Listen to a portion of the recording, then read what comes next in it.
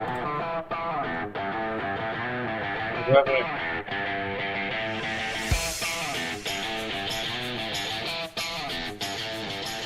What is it?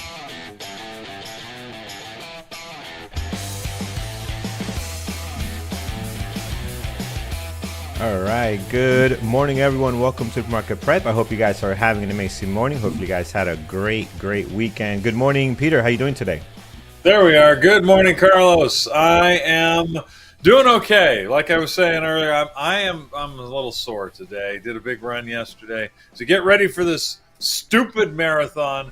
I don't understand, why do people run this far? It's People shouldn't run this far. Yeah. Anyways. What are you running from, right?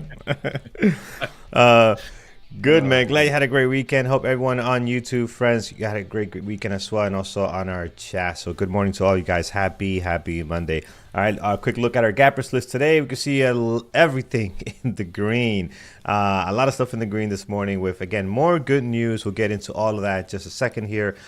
We got earnings kicking off. Well, kicked off last week, Friday, with the banks, but we should see some of that this week as well. So it's just a lot going on, Peter, as we start to ramp things up with earnings and everything else.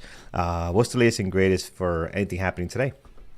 Well, it's a pretty late day from an economic calendar point of view. In fact, we have no economic announcements scheduled during market hours. There's a couple of Fed speakers after the market close, but that shouldn't have an impact. I guess we're just going to sit and cross our fingers that maybe we don't get any big new tariff announcements during the market day, or maybe you like them because they give you wild swings and you can trade those. I personally I live in fear of the next tariff announcement because you just never know how the market's going to react. So, but it should be a quiet day. As you said, market's green this morning, so we're up about 1.5% on the North American market indices. And if I look internationally, the futures across the world generally are green as well. From Europe to Japan, it looks like we're sort of feeling a little bit of recovery energy out there.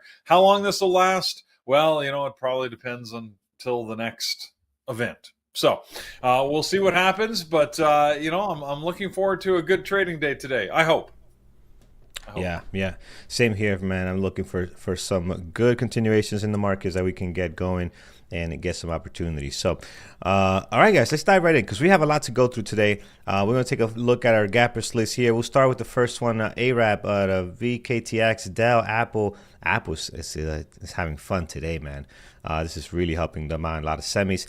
But yeah, let's start with the first one here, AREB. This one is going to be up 18.4 this morning, 1.3 million shares traded. It is the low flow that was active last week, if you guys remember. Had a couple of days where it popped up and it did some stuff.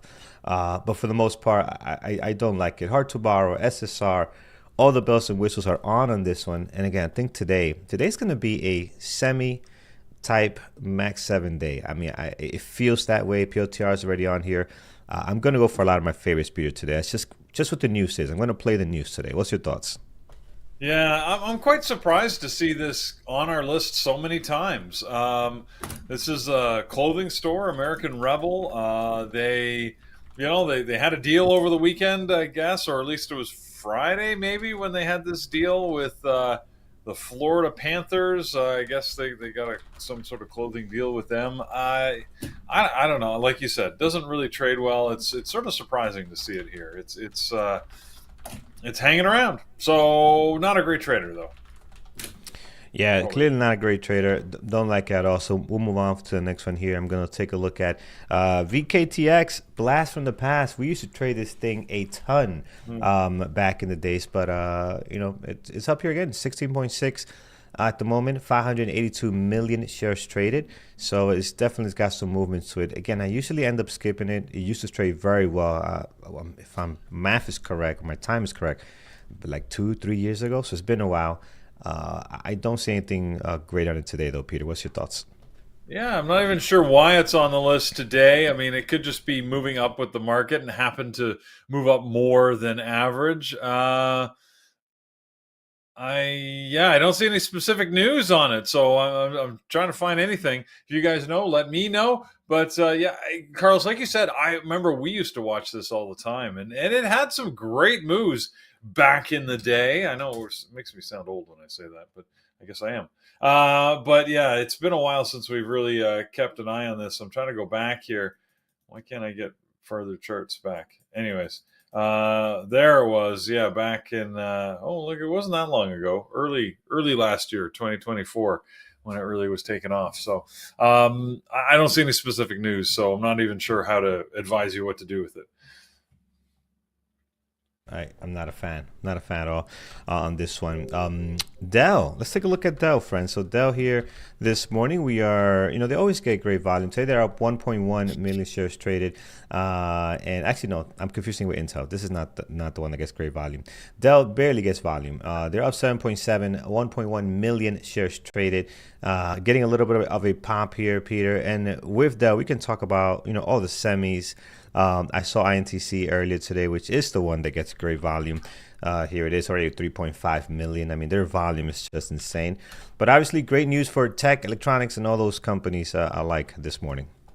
Right. So over the weekend, we had the tariff news that the tariffs are going to be paused anyways for smartphones and computers and consumer electronics. So Apple, Dell, both would be direct beneficiaries of this. I'm not surprised, I guess, this morning to see Dell on the list. Dell is one that I have watched in the past. As a trading stock, the volume tends to die off when the market open happens. It is a NYSE stock. New York Stock Exchange stocks just are a little, I don't know, less energetic than NASDAQ stocks. So Dell, today would be a good day potentially for Dell. We're already seeing 1.2 million shares. The news is very supportive of Dell. I've got something really weird going on with the daily chart on Dell. I don't know if you're seeing the same thing, but my daily chart on Dell is all messed up. I don't know what the heck's going on there. But yeah, looks okay on my end. Yours is good. Mine is like super wonky. It's like all flat and there's like one. Anyways, whatever. I've got one day where there was a price of $10.8 million for a share, and that's made the rest of the chart really flat. So I don't even know what to do about that. There you go. Oh yeah, so zoom out, see if you get the same thing. Try and bring in 2021. I'm just curious now. On Dell? Yes. See. Yeah. 2021. Yeah. I got past that. Yeah. Wow. Okay. All right. It's just me then. Yeah. I've got I got this one day here, 2021. That's like $10 million a share. Weird. Okay, I don't know what's going on with my system. Anyways, I'm not sure if Dell was going to trade. It's got the good potential of trading well today, but Apple would be a safer bet. So if you're really looking to take advantage of the most recent tariff news, you're probably better off to watch Apple than Dell. But it might be an outlier. Like it might be an interesting trade if we get the volume after the open and it sort of continues its price action. So for now, unless I find something better, I'm probably going to put it on the secondary. Let's just see what happens. All right, that's awesome. Yeah, glad you put it there, and you can let us know if anything happens. Let's get to the number 4. 1, 2, 3. Yeah, number 4 is Apple. So Apple, obviously, big time win for them if this pause continues on semis and electronics and all that good stuff. Up 6.6 this morning, 4.6 million shares traded. So again, doing pretty well this morning. Nice pop. Pre-market, I thought the pre-market would look a little bit better, but it's it's just gapped up. It's got volume. It's one that's going to be on my list. I mean, this daily is just unreal. Love the way this thing has been playing out lately. And we've been mentioning here when we go live, Peter, that it's one of the stocks that tends to do its own thing. If you realize, if you're looking at the market, NVIDIA, Tesla, it tends to kind of follow what the overall trend is. And Apple, it tends to kind of go outside the path here. So I like Apple today. Really love the volume, love the pop, and they're obviously also benefiting from this news as well. Yes. I don't know what to say. Yes, they are. You said it all, Carlos. There it is. So Apple, I'm gonna add Apple to my list. Let me put it here on my primary. Uh, Apple, here we go. So Apple's there, good to go. And with Apple, let's talk about the Max 7 because a lot of them are on here. Your buddy AMD is here, as you can see. They are up 4.4, 1.9 million shares traded. They traded very well for me last week, so might add them to the list again today. So AMD had a beautiful pop on Friday, nice continuation. So we'll throw it on the list today. Let's see if it continues treating me nice here. So AMD's on there. Makes me think about Nvidia, which is another one that's got a great volume, guys. 10 million shares traded, up 3.3 today, as you can see here. Daily, very similar to what we've been seeing from the overall Max 7 and SPY, right? We had the big drop, the recovery, the sell-off again, a decent day on Friday, and today a lot of these things are just gapping up. So the daily stays the same, but the pre-market on this one, always great volume, and I just love what I'm seeing here. So I will add this to my list again. It's going to be very Max 7 heavy today, guys. Yes, we will get to SMCI, we will get to PLTR. I know those good ones you guys are throwing out in chat already, but these are just getting the volume, they're getting the movement. One that's semi is MU, that normally we don't put on the list, Peter, but today maybe, right? I mean, it's up 6.4, 1.1 million shares traded. What's your thoughts on MU, TSM, and all these other semis that on deck this morning? Yeah, I don't know. I don't see MU moving any different than the rest of the semis. You're right; it is up 6.4%, but like you mentioned already, AMD is up 4 and Nvidia up 3. I still think they're probably better bets than Micron, but I could be wrong. It's I'm just looking at the chart here to see. I actually like the positioning of an AMD and Nvidia, frankly, better on the daily chart for some price action here. So we'll have to see where things go. Like the whole sector is absolutely in play, especially, like I said, remember, there's no news scheduled for today, but with this tariff news, right? Like I said, weekends are long now, and anything could happen. And now that we're on to this Monday action, keep in mind that was it yesterday? I think that Commerce Secretary Howard Lutnick suggested that this carve out for the electronics might just be temporary. Now, under current administration, no. I don't know what temporary means, right? Does that mean that it could be later today? Does that mean it could be weeks? I'm not sure, right? Because generally we have this 90-day pause that's been declared. Again, will it last all 90 days or not? There's just a level of uncertainty that you need to be ready. And if you're watching Engineering the Marks with Jared, his voice was very sound, right? You just need to be very actively monitoring any of your trades and be ready to get out if conditions change. And I think that's what we need to do to watch for changing conditions. So Micron could be a great trade today, but just watch your favorites and just be cautious on whatever you're doing. I say that every day. Be careful, but you should always be careful. Yeah. Extra careful today, I guess, Peter, right? Yeah. We'll see.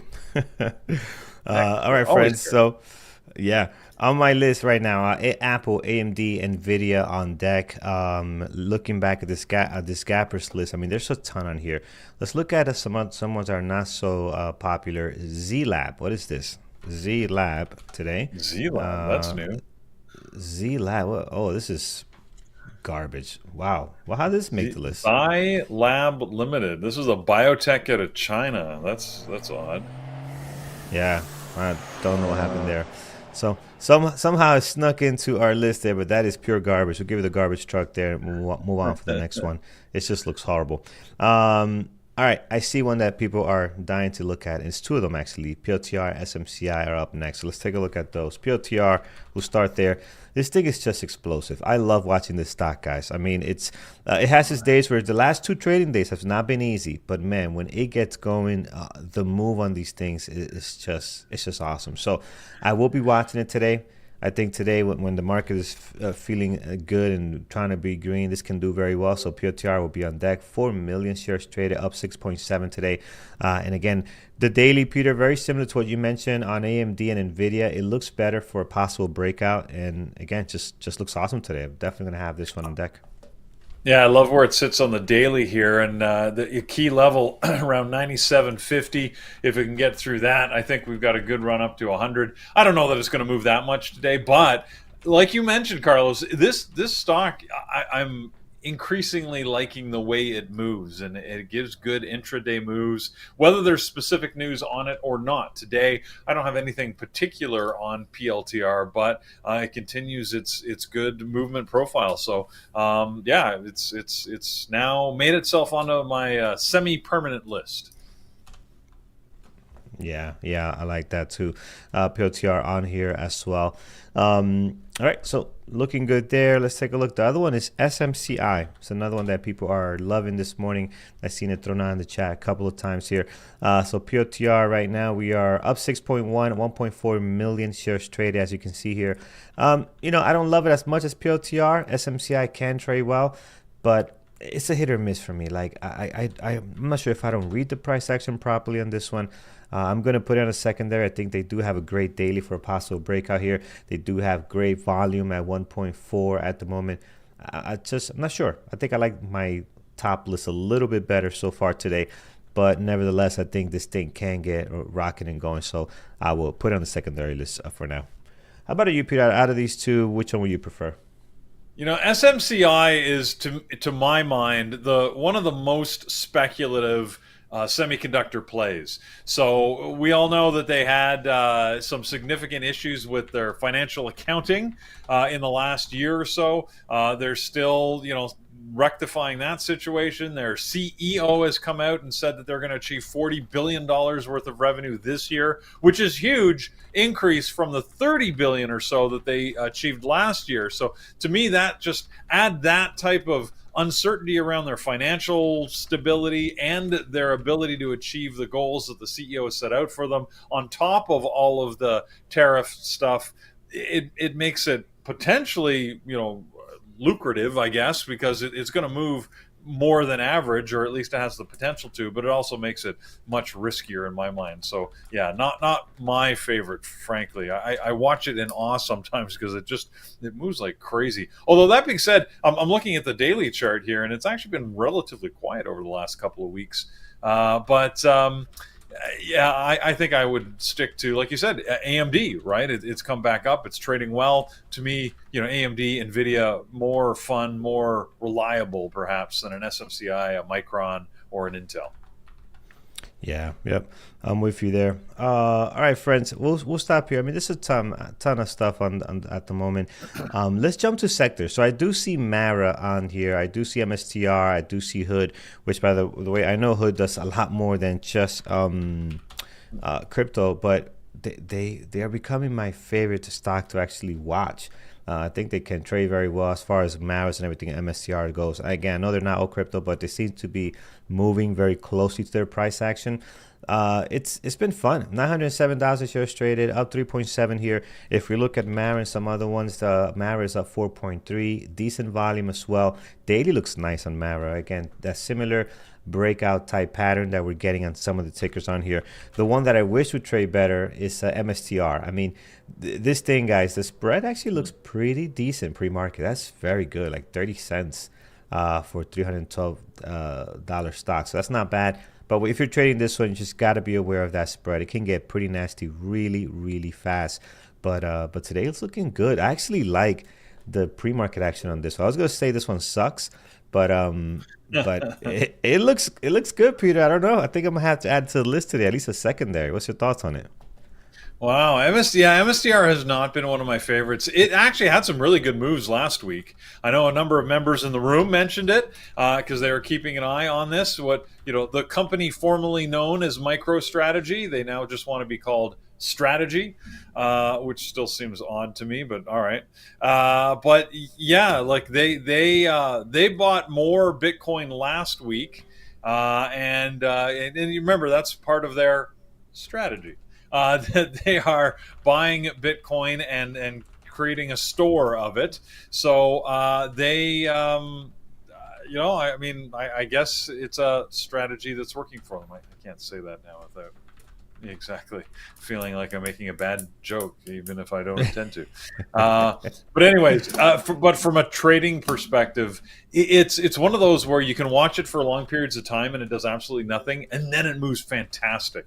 And if you're there to catch it, then you're loving it. If you're just watching during the boring parts and then get distracted, which is usually what happens to me, then frankly it's just frustrating. So. Yeah, Probably not going to watch it. yeah, I hear you, man. It is not an easy stock to trade. It is very difficult. I think it looks great today. I'm gonna put it on a secondary and just keep a close eye on it. But everything has to look right. Like it has to be a perfect setup, good spread, good volume. Let's see if it can pull it off today. I know a lot of people do like this one as well. All right, well, let's stop here, Peter, because there's a bunch of stuff we can go to. I mean, you name it, it's on here. Baba, our favorite Chinese sticker. Well, not our favorite, my favorite Chinese sticker. Is it yours, Peter, too? I don't know if Baba is like one of your favorite. It's one of the Chinese most stocks. reliable ones, certainly. But I have to admit, it's been a very long time since I've traded it. I Yeah. watch it fairly regularly, but I have not traded it in quite a while. So I don't know what that says, but Yeah. just a lurker. Yeah, it is, man. Usually, when it gives you a great day, then the entire market is giving you a great day, and then you just trade something else Right. that it's got the volume. Like if you look at the daily, a couple of days here, we had nice drops, nice sell-offs, good pops. But again, this here is just basically the SPY. And if you look at the SPY, you look at Apple, look at Nvidia, AMD, you're gonna find some good moves like that with better, more reliable stocks. All right, well, let me see what else. Okay, I cannot go past Tesla. Let's take a look at Tesla here. What we got going on? We're up 2.3, 2.7 million shares traded. We all love the way Tesla trades. I mean, I'm gonna add this to the list. It's just a great stock to watch. So on the list this morning, up 2.3, some good volume. Daily, not as clean as some of the other breakouts we have. Like if you look at AMD, look how beautiful and clean this breakup can be. Apple's already broke out. It's already gapped up pretty nice here. But again, same thing here. Nicer daily. Even Nvidia has a better daily than Tesla does, right? Tesla still has some levels to get through here before it can have a nice clean break off. So could be interesting, but again, you're gonna get the volume, you're gonna get the moves here. I think it's worth watching. It looks like Tesla might have found a bottom, Peter. It looks like Tesla might have found this 220. Seems to be an area of a lot of support.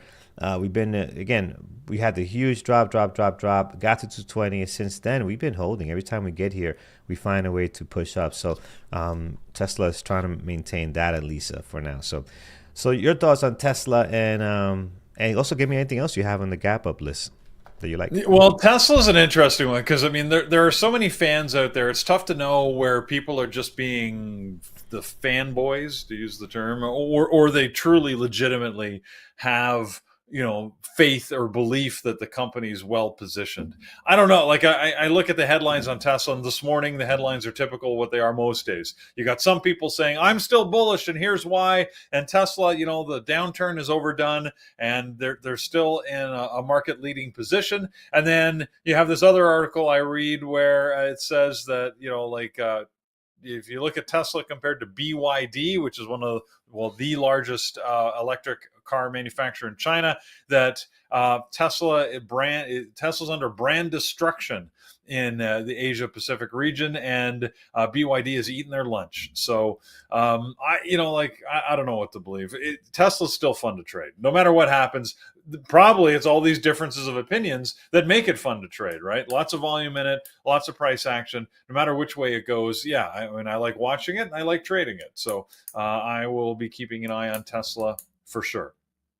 Outside of that, you mentioned earnings from last week. We did have most of the banks, or at least a number of the banks that reported on Friday, right? JP Morgan, Wells Fargo, Morgan Stanley. This morning, we have one other bank that did report this morning, Goldman Sachs.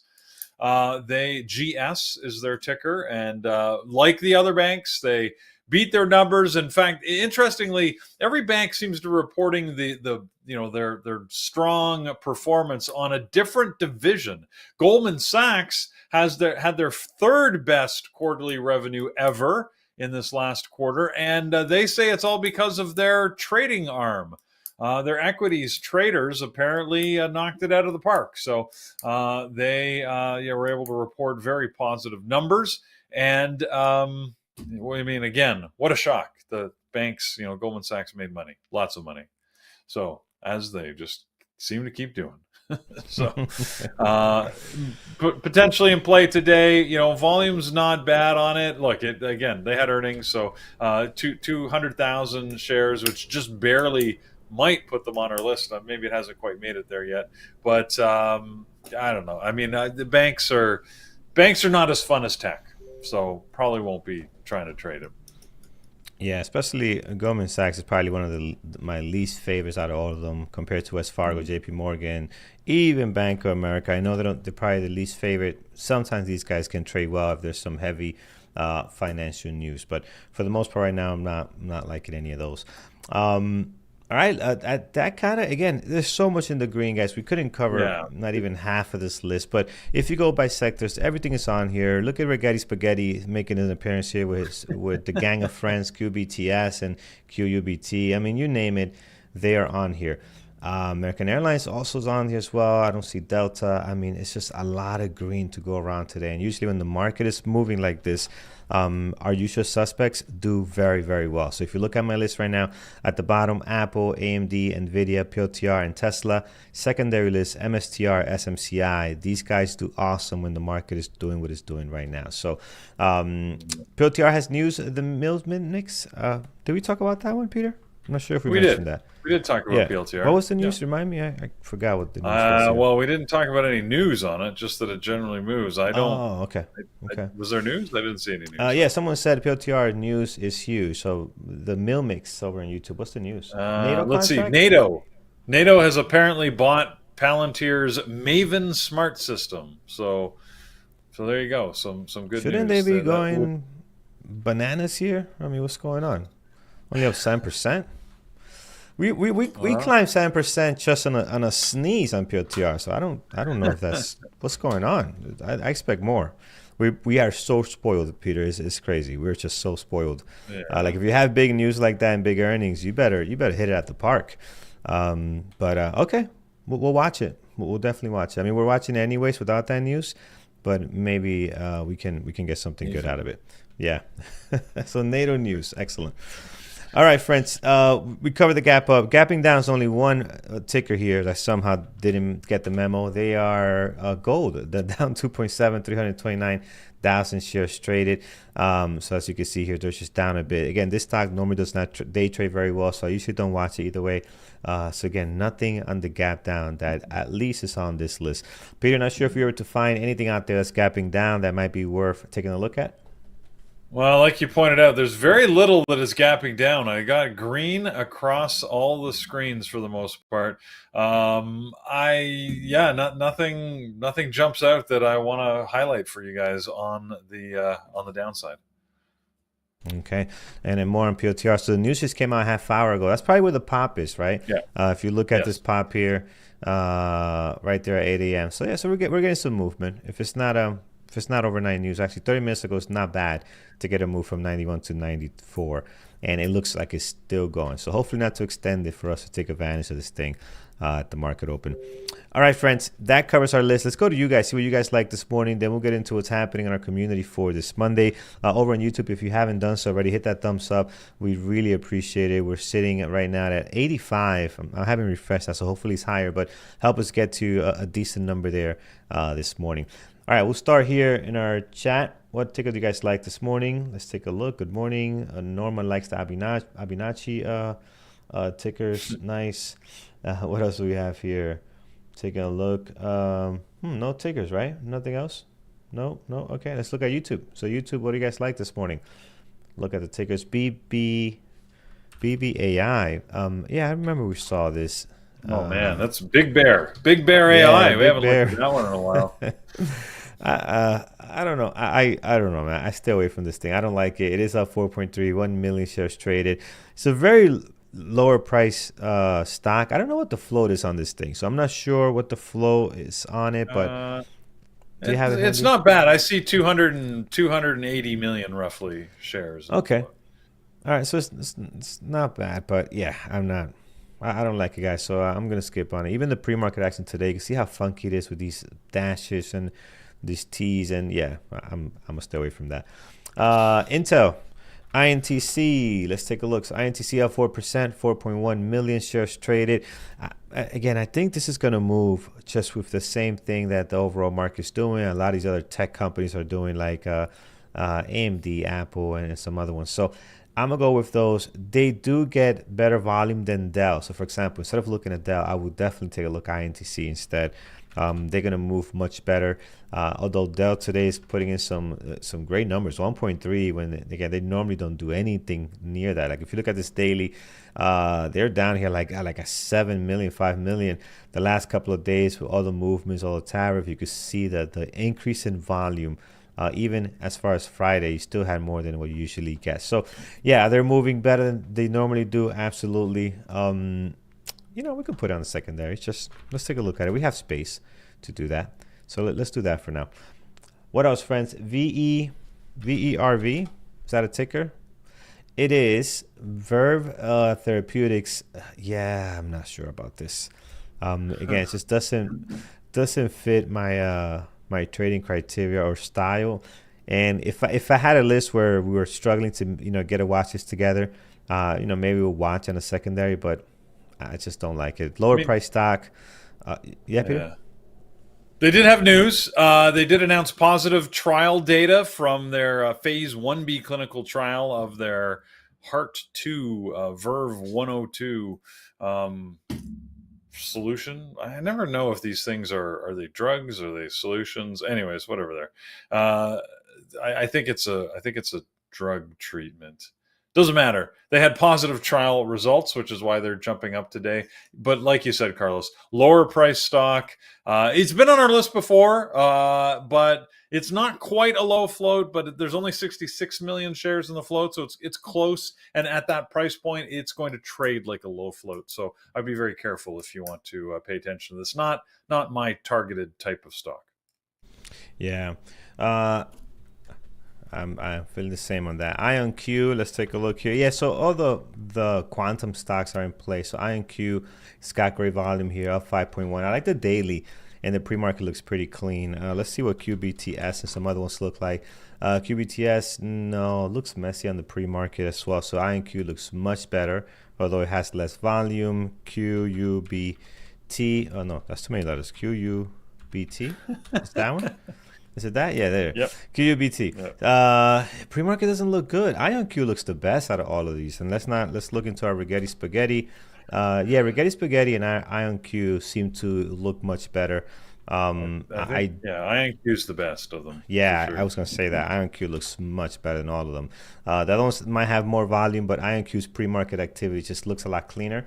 And what we mean by that is, like, look at the way the candles are building here, right? They're it almost looks like the market opened up at 7 a.m. for them, right? So it looks nice and clean. That's what you want to see.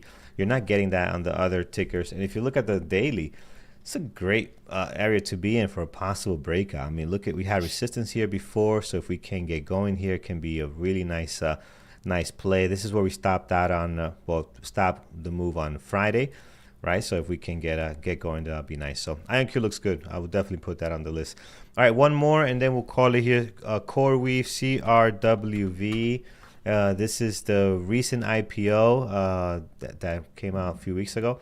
Right now, 5.8, not a whole lot of volume, so not much happening on this one. But again, depending on how you want to trade this, could be one that you put on the back of your list here just to see what happens. But right now, I don't see anything great on it. All right, friends, let's stop here. Again, there's so much to watch. This Gappers list just continues to grow and grow. This Gappers list, by the way, brought to you by TradingTerminal.com, completely free to you. And you can kind of see everything that's happening here. And there's more scanners to it. Like I have it set up right now. I have it queued up for the PM show. It's just the Gappers list. But if you switch this around, you can see even more scanners throughout the day, including Extreme Reversal. Someone's asking me, what is the Extreme Reversal scanners? And what that does is it just kind of identifies what stocks have gotten extended and might be ready to, turn around and head back to the VWAP. Right? That's kind of what it tells you. But again, as scanners and anything else, you take the scanner, it's just an indicator. You still got to run it through your trade book, right? I used to make that mistake when I was younger to just kind of look at a scanner and just take a trade base because, the reverse scanner says it's 5 candles down, so now it's going to reverse back to VWAP. No, it's not. You still have to have your trade book, set and it kind of match it up against that, right? So the scanners is like anything, just one indicator. So you need a lot more than that to take reversals. When you were younger, eh? That's when I was younger, a baby man. trader. And that's a baby trader, all right, let's get to it, friends. Let's go to bearwithtraders.com, and on here you can see what's happening for the next 2 weeks, but we're going to focus today on Monday. So here's Monday as we get ready to rock and roll and start up this week. Yes, indeed. Welcome to another week here of trading at Bearable Traders, and we like to welcome anybody that's new in the room. If you are, say hi to everybody and introduce yourself. That'd be great. But we do have a number of different activities that happen all week, starting on Monday when we do our onboarding and technology sessions. We start at 11 o'clock this morning with our options trading meeting. So that is hosted by Avenatti, the man himself, who's coined his new, I don't know what to even call it, new market levels.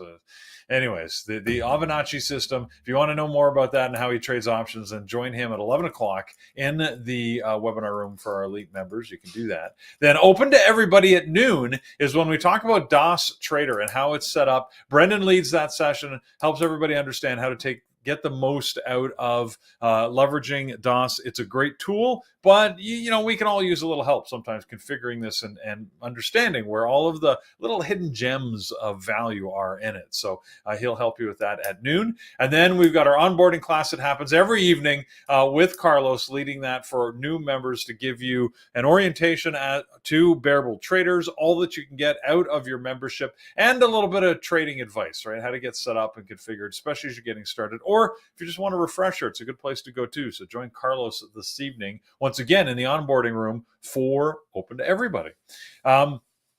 If you want information on the markets at any time, like Carlos mentioned, check out tradingterminal.com. It's got all the information that you need, and it's available. It's built by traders for traders. So it's got everything going on in there. And if you really want to accelerate your trading journey, by the way, I know we were talking about a lot about this last week, but coming up soon, we've got the next installment, the next boot camp class that kicks off at Peak Capital Trading. And that boot camp is it's a good intensive way of accelerating your trading journey. Again, it's not for the faint of heart. It really is very, like I say intensive, it's intense. Like there are classes every day. We've got live trading. We've got, group sessions. We've got group mentorship. It's very intense, but if you really want to focus on your trading and you've got the time, then you can get a lot of value out of this. So consider it. You can get a great deal right now. If you combine that with a Bearable Traders membership, you can get our platinum offer, which gives you the boot camp, a 1-year membership to the Bearable Traders chat room, and a $50,000 funded account where, if you're successful in your trading and you make money, we will pay you the money you actually make. So Andrew, it's a simulated account, but as long as you trade according to the rules, which really are quite simple, no low float, you've got to sort of trade consistently. We really want to encourage people to learn to trade for the long term, and Andrew's willing to put his money on the line and pay out those that they make money. As I was saying the other day, we very proudly presented a $15,000 check to an individual who sort of maxed out, and they paid for everything and made money on top of it for their trading activities. So it's worth considering if it's something that you want to do. So go to bearabletraders.com and you can get all the details on that deal. Right at the bottom of the main page, you will find that information right there. So with that, we still have like almost 20 minutes until the market open, but let's set some levels, and then I'll let you know what our moderators are watching as they're getting their lists in, and get ready for another trading week. Yeah, I'm very excited for this one, man. Things are looking really, really nice so far. All right, my list here this morning: Apple, AMD, Nvidia, PLTR, Tesla, and on the secondary, MSTR and SMCI. So let's get some levels in. We'll start with Apple here. We'll bring this in, and then I see Andrew already got his watch list and everything ready. So as soon as those guys are ready to hop on, we'll disconnect. So let me just put it here so I can see it. Perfect. All right.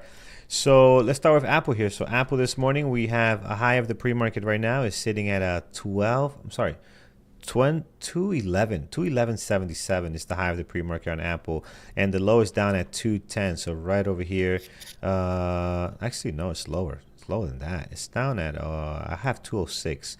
Yeah, 206.74 is what I have as the low of the pre-market on Apple. So we'll mark that there. As far as the daily levels towards the bottom, highs and lows for the last 2 trading days, and then towards the top, we can get some good levels here. Here's one at 214, and then another one right at 217 for Apple. So that's looking pretty nice this morning. Next is AMD. So AMD again looking awesome today. High of the pre-market 97.80, and you can see on the daily how that's reacting to some of the locations on here. So you definitely want to have that there. Makes sense. What that is the high of the pre-market. And if we look to the left here, we're going to mark down 101.06, and then right up here we have another one at 103.13. So again, just a little ping pong action going on there on the daily for AMD. And then towards the bottom, again, the highs and lows are doing a great job. We don't need this one here. We could get that out the way, but doing a great job down there for AMD. NVIDIA, again, very similar daily on a lot of these guys because they've been moving together, right, with the overall market, the ups and downs of the last couple of a week or two. High of the pre-market on NVIDIA, 115.44. And the low a little bit higher right over here, and the low of the pre-market at 112.41. So there you have it here, and you can see on the daily how that is playing out. Towards the bottom, highs and lows for the last 2 trading days doing a great job. And then above this, if we get above the pre-market high, we're going to have 117.04 and another level over at 119.15. So a lot of days closing and opening around those target prices. So that is looking really nice there. Over to PLTR, if we take a look here, man, PLTR, okay, see, now we're cranking. We're moving here. 95.68 as we get the news of a NATO contract with these guys. It came out around 8 o'clock. You can see the pop there. The increase in volume over the pre-market, so that's looking pretty nice. Above that, we do have a 97.93. And, of course, we have been higher in this ticker. The next level I see that's clean is going to be 101.44. Towards the bottom, highs and lows of the last 2 trading days. Previous day close are doing an amazing job. They even got your low of the pre-market cover as well. Right in here in the middle of the high and the low of the pre-market, we do have an area I think is worth noting. 93.11. You can see some of the touches on there on a couple of days. I think that's worth slamming a level on there. Let's slam some levels on Tesla here. So Tesla up 2.2, high of the pre-market, looking at 258. 258, actually no, beginning of the pre-market right here, 259.16 is the high of the pre-market. The low down at 253.64. Then right there you do have the previous day close. Not the cleanest daily out of all the ones we've been looking at. This seems to have the messier daily compared to what I have up here with Apple, AMD, NVIDIA, and even PLTR. But again, this stock is so fun to watch. So we're surrounded by the highs and lows of the last 2 trading days. These 2 guys right here towards the top, in case we do move higher, we do have 266.55. It's kind of an area. There's not a specific spot where some of these days are opening and closing or slamming into, but we'll mark that 266.65. And then the other area where they're slamming into is going to be 274.43 on Tesla. So that's my list, friends. Looking pretty good this morning and very excited how this market is going to start this week. I want you guys to also get excited. You can show us by hitting that thumbs up over at YouTube. We're sitting at 144, which is pretty low. We could think we get higher, but for those that have already smacked that button, thank you so much. We really appreciate you guys. Peter, take us through what our team is watching. I see the list is there and growing. What we got going on? Indeed, our moderators are getting their lists in, and it feels like it's a historic day. We'll get to that in a second here. Andrew, well, first off, Andrew's like the first guy in with his list this morning. So good morning, Andrew. Up early. Hopefully it doesn't mean that you didn't sleep well, but appreciate the fact that you're here nice and early. He's going to be watching Apple, Tesla, PLTR, and NVIDIA. Lenny's going to be watching Apple, AMD, NVIDIA, Tesla, MU, and PLTR and IonQ. Thor's going to be watching Intel, MU, NVIDIA, and Tesla. Jared's got PLTR, Apple, and AMD on his list. On a secondary, he's going to be keeping an eye on MSTR and Bull. Wait, is that a ticker? Or is he just saying that's he's a great bullish? ticker? If that's a ticker, Webull. let's look it up. Really? Webull? Okay. Oh, it's a ticker. Huh? What the heck? It's up 100%. That's Is Bear a ticker? Bear's not a ticker. Oh, well, no, boo. Webull. This is a specific company here that we got going on, but okay, that's not one that we were looking at. So there you go, Jared bringing us forward Bull. So that's a new one he's going to keep an eye on. And here's historic. Avi is actually not watching the Magnificent Seven. He's only watching some. He's going to be watching Tesla, Apple, Nvidia, and AMD. I think this is the first time I can recall him ever not just saying Mag 7. He's watching his Magnificent Four, I guess. Tesla, Apple, Nvidia, and AMD. So there you go. I'm going to be watching Tesla, Nvidia, and Apple. I'm also going to keep an eye on PLTR, Dell, and an eye on the scanners to see what's happening. I've got no IPOs to let you know about. It's a Monday, so that's pretty typical. Megan's keeping it tight, just watching Apple and PLTR. Pierre is going to be watching the same thing you're watching, Carlos. So he's following the master. That's good. Brian's in with his list, watching Nvidia, Tesla, PLTR, Apple, and the SPY overall. And Brendan's in watching Nvidia, PLTR, AMD, and Apple. So you can see, well, a lot of us are watching some of the same stocks, right? The big ticker ones, Apple, Tesla, AMD, big on most people's lists. Makes sense, right? On a day like today, those are the big movers. They're sort of the consistent ones you can rely upon. So we'll see what happens today. Again, no scheduled news, no economic events scheduled for today. Of course, we've always got to be on alert for that next tweet, the next announcement, that any news that comes out of the White House regarding tariffs or anything else. It's funny, the news cycle's really almost like we've got this tunnel vision on the tariffs. There's other stuff going on. There's actually other news going on, both politically and financially out there, but tariffs have certainly dominated the headlines, haven't they, for the last few weeks? So we'll see what happens. But hopefully, with everything being green today, so much gapping up, we'll see if we can hold on to these gains as this market day starts. So 12 minutes until the open.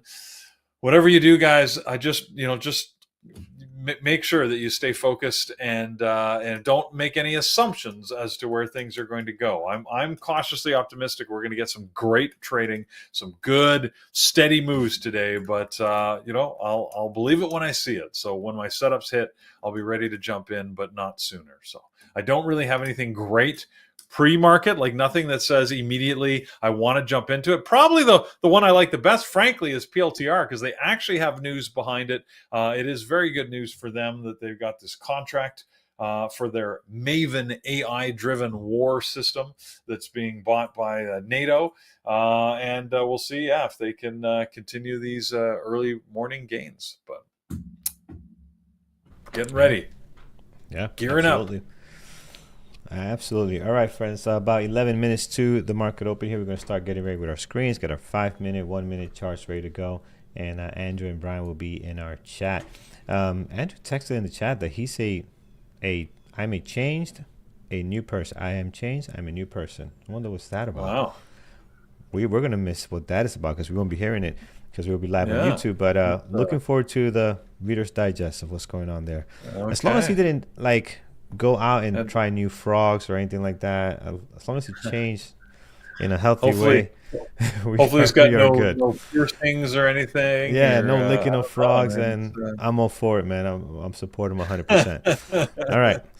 Let's see here, friends. So again, our list this morning looking really nice, guys. It's going to be explosive. Apple, AMD, Nvidia, PLTR, and Tesla right now, all looking really nice. Even my secondary list, which I haven't updated in the banner yet.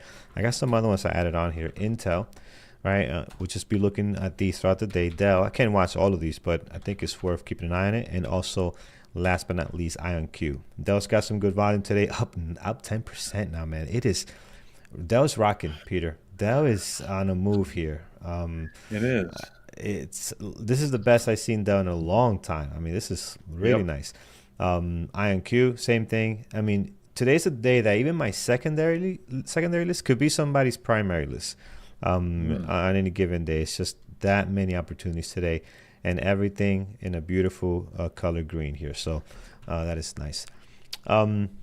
All right, friends over on YouTube, smack that thumbs up. Subscribe if it's your first time here. We appreciate you hanging out with us, but subscribe so you can know when we go live and we can hang out with us when we do so again tomorrow. And every day the market is open. Daniel on YouTube. Daniel he's a student, I guess, but he sent a question. He put a question and he asked, explain the reversal scanners, the extreme reversal. So we explained it, right, Peter? And then he comes back again a few minutes later. Hey, can you explain this? I'm like, dude, we explained this. What happened? He's like, oh, I'm in school. I had to run. I'm like, so I can imagine him in school trying to listen to the teacher, trying to watch the show. Don't get in trouble, man. Don't get in trouble. Yeah, you can watch the recording later, all right? But we appreciate you hanging out and learning and pushing your education forward. That's awesome. All right, Apple is good. I've got my 1 minute, my 5 minute. Peter, I'm going to change LTR looks really good this morning. I like the movement here. It's dude, we got so much good stuff going on today. It's going to be an awesome day. All right, let's people are saying they love the grind. Yeah, that's good. All right, I see Brian. I'm going to disconnect from our chat. Brian, good morning to you. And we'll let Brian and Andrew take over our chat room here. Guys, if you want to join that, you can. Just head over to bearwoodtraders.com. There's a link floating around here by team at Bearwood Traders. You click on that, and you can get a nice little discount to join us and try us out. All right, let me switch some screens here. And we'll get ready to go. Yeah, PLTR looks good. There's a lot of stuff that's up and to the right, so that's a good morning. We'll see. I mean, even Tesla. I just like Tesla's price action this morning. See where it goes. I've seen so many times where the market just sort of changes personality a little bit when the opening bell rings, right? Keep in mind, this is all the weekend action, and the deep-pocketed big money hasn't really spoken yet. So that's what happens when the opening bell, and sometimes these things could absolutely just reverse direction, right? Maybe they feel that prices are a little overdone now. The enthusiasm is too much, and they will take things down, or they could continue it and spur it higher. So I just don't know which way. I got to wait for that opening action to sort of dictate the tone for the morning. And but be ready either way. Yeah, I agree. So much, man, to look at today. As long as we're not choppy. Like, let's pick a direction. Yeah. Let's move. Yeah, the worst thing that can happen is, of course, we just settle into whatever this range is right here and just chop sideways. We've certainly seen that many, many times, and that's not fun. That leads to a pretty annoying open, right? Because either you sit and you do nothing. That's actually your best case scenario in the choppy market. Worst case, of course, is that you try and pick a direction and just get chopped up, like just get chopped to heck. So let's hope that's not the case. But yeah. All right, my screens are set. We're good to go. Yeah, we felt a lot of the chop last week. I mean, we felt the chop all over the place. So hoping this week is much better. Yes, indeed. So. All right, but 5.5 minutes till the market open. Just settling in. I'm waiting to see if we get any personality changes in the market in the couple of minutes before the open, because that can happen sometimes, right? If you're looking at Nvidia, for example, I've seen where we're sitting at 115.30 right now as the active price. If this thing drops suddenly, phone. Sorry.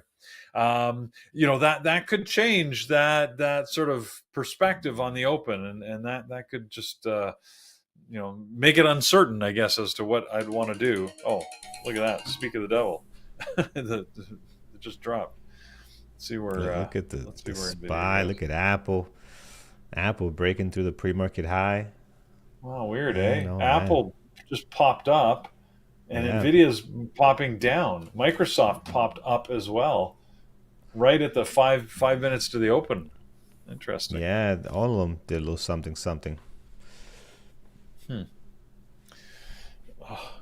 I've got I don't know. I went for this big run yesterday, and then my wife convinced me to take a bath, which felt great. But I'm wondering if sitting in that bath has done my back in. My back is really sore this morning. Sitting hurts, standing hurts. I don't know what to do. Everything hurts. I can't find a comfortable position. Yeah, man, that's a long run. Yeah. Yeah. Again, I don't. It's funny as I've gotten more into this this running thing. You start to get into some. Just trying to do research and how do I do this? What should I do? What shouldn't I do? It's amazing to me. Like there's a subculture for everything, Carlos. But you get into this running subculture and this is my first marathon ever and probably the only marathon. So for me, running close to marathon distances is a big thing. But then you run into the blogs where people are like, I ran 200 kilometers last week, and they're running like a marathon distance every second day or something in their training. And for them, it's like nothing, right? They just do this all the time. And I'm like, whatever. Like for me, it's a big deal running that far. For others, they're like, whatever. Yeah, it's so cute. You ran 30 kilometers. Good for you. 20-mile run. That's a Tuesday. I'm like, whatever. Anyways. Oh well. Can't wait to get this one run under my belt, frankly, and not have to at least I can say I've done it. Then I can make a decision as to whether I ever run again. Well, you want to do it again? Yeah. Ever run this distance again? I don't know, but it's crazy. I see a question here. Francesco Bellamo is asking, why is there always a spike at 8 a.m.? Well, what a lovely question. 8 a.m. is what we like to call our tinfoil line. We joke about that. Do you have the picture? We used to have a picture that's... Somebody's got to send me that picture with the guy with the tinfoil line. We got to get that, yeah. Hold on here. That's you have it? Where is he? I've got it here somewhere. Anyways, at 8 a.m., we basically get a settlement of accounts, sort of a clearing of the books that happens, and we just jokingly call it the tinfoil line as a conspiracy theory. I can't tell you exactly why it happens, but what I can tell you is sometimes it actually sets a range for the day. It actually defines some of the price action movement, but usually what you see is a big spike in volume, a candle with a small body and big wicks. And sometimes it's worth watching that range. Sometimes it has no bearing on what's happening. Sometimes it has a very deep impact on or at least it helps define a range in which things are going to be trading. I'm feeling like today, as we're breaking out the top side, that tinfoil line is not going to have as much of strength. It's not going to have as much validity. Like Nvidia, for instance, we're already out the top of that line. Tesla. The 8 a.m. line actually brackets the price action right now, so maybe it might actually come into play on that. Apple, let's see how does Apple treat the tinfoil line? We're actually at the top side of that line, so we'll have to see what happens. But there you go. There's the picture of Thor with his little tinfoil hat. I've got it for you right there. So. Oh, there he is. Yeah. So really what it is, I said, it's sort of a clearing of accounts, and that's why we get this range, which sometimes can give you an indication of where things are going to move. So we'll see what happens. We got 30 seconds to the market open right now. Let's get ready for this day. Whatever you're going to trade, whatever you're going to watch, right? Make sure that you're watching it. We have seen a change in posture. Nvidia's pulling back. It's now below the VWAP. So like I said, if that was to happen, and sure enough it did, it makes it a little uncertain for me as to what we're going to do. Look at how far that's gone. That's pretty crazy. It's pulling back pretty aggressive here. Yeah. Yeah. So Nvidia, same thing. Here we go. There's the opening bell. And we'll see where things go. I'm not going to rush into anything. These type of days are typically when my best trading happens later in the morning. So I'm in no rush. Yeah. Tesla shooting up here. $2 move.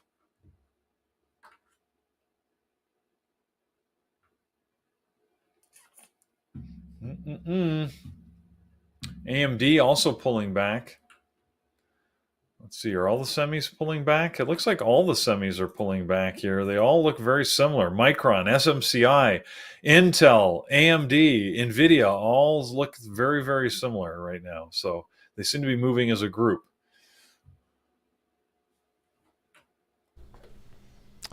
All right, guys. Man, look at Look at Tesla go. Tesla. All right, as usual, friends, if you're joining us, I'm waiting 3 minutes. I don't trade before the 3-minute mark. So wait 3 minutes to see what the setup is, what the volume is, and I'll be looking for a breakout and also possibly a 5-minute ORB if we can get one. So, Victor, happy Monday, man. Happy Monday. Welcome.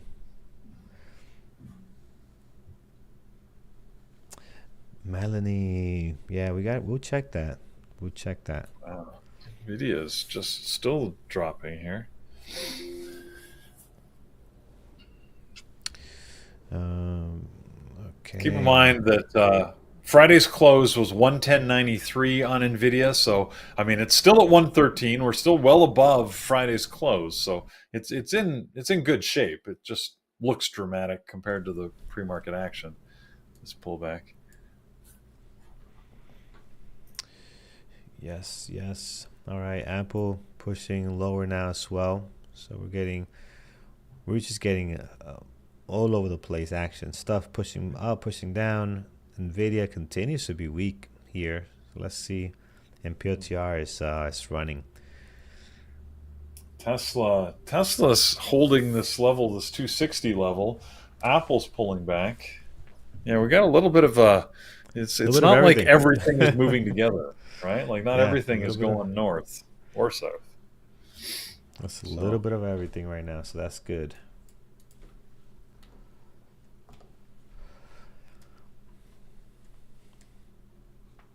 Is bull halted? BULL. Is this yeah, it is. It's halted. It's halted at 30.40 here.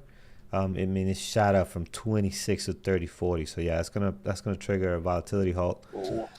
And Weeble. Yeah. So this ticker, someone mentioned they just opened up not so long ago. So I guess they were like a SPAC or something, because the ticker was open before, but just started getting activity on the 26th. Mm-hmm. So I wonder if they just took over it or something. So we'll see. All right, so here it is, minute 3. Let's see where opportunities are. Apple came lower. There might be some profit taking. Looks like we're setting up to the lower side here. And AMD below the VWAP here could be interesting. Let's see. Guys, we got a full day, so don't go wasting all your ammo on stuff that doesn't look good, right? So save your ammo. If it looks good, take the shot, but don't go just randomly shooting at stuff. We'll get something to trade. Just be patient. Wait for your setup. So market looks to want to drop here. I like AMD here because it's just right at the VWAP, so it gives me a good risk to reward.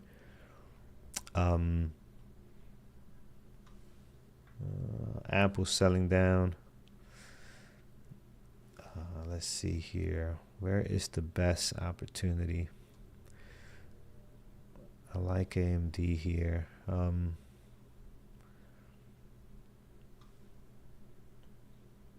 Let's wait. Let's wait. Let's wait for the 5 minutes. I don't want to just take any random stuff. Although Nvidia looks good, we gotta wait. We gotta wait for it. We'll be patient. Wait for a 5-minute ORB. POTR holding the best. Yeah, I'm looking at POTR as well. I see that they're holding. And again, I don't like lower highs on the wicks here. So this one's good. Kind of broke the pattern a little bit. So got to be careful with that one. But let's see. See, there it is. It's breaking down again. The SPY's putting pressure. And I say SPY's, all the tickers are putting pressure lower at the moment. And again, everything's still green. I mean, we had such a good move in this pre-market. There's some profit taking. People that were underwater that were saying, hey, what the heck is going on here? Maybe have a chance to breathe and are, I'm sure, going to be quick to pull the trigger if they see any sign of weakness of getting out. So let's see. Anything can happen. AMD's got the best risk to reward, even long or short. So we'll have to see here because they're right at the VWAP, so it's good for me there. Peter, anything you like so far? Not so far, but it's early for me. If I don't have a trade right at the open, then usually I've got some time to wait here. Yeah. Tesla's dropping now. Yeah, some weakness here, man. There's some Apple's diving, AMD.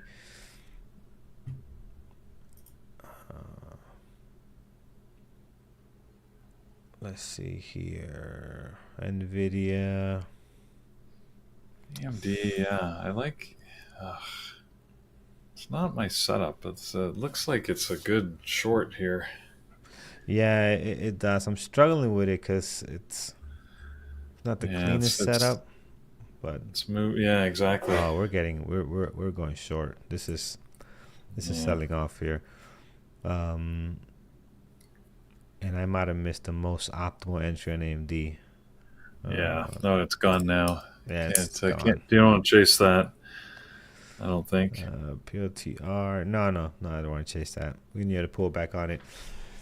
Why is S&P up 1.4? Tariffs, right? So the president mentioned about pausing tariffs on electronics, and so that's obviously more Yeah. good news on potential of negotiating, right? So um, that's what's driving the markets up this morning. All right, let's see here. Man, PLTR turned around and dove. Nvidia, same. Dive. Yeah. Well, I mean, look, and this goes with what we were talking about right before the market opened, right? When the big money speaks, when the opening bell rings, right, there could be a difference of opinion as to how strong this Yep. market actually is, right? People were very enthusiastic about the removal of tariffs on some of the electronic goods, but we're seeing now as the volumes come in, it looks like Wall Street and they've said, well, we're going to take some profit opportunity out of this, right? Because Yeah. certainly they Oh didn't yeah. continue it. They were not bullish on that, or at least not as bullish as the rest of the market. Anyways, I mean, we haven't lost the gains yet. We're still green across the board, Yeah. So just green not as across. green as we were. Yeah. Well. I think we just gotta wait for this thing to settle down. We gotta wait for it to settle down. I see Tesla's trying to push higher here. This could be a good. If we're gonna be weak, Tesla. As you notice, I like things near the VWAP. I think they give me the best risk to reward. Tesla is pulling back to the VS, so that could be a good entry if we are going to be short. So you're getting a nice pullback now. AMD is trying to pull back, but AMD looks weak, man. It's so weak. All right, let's see Tesla.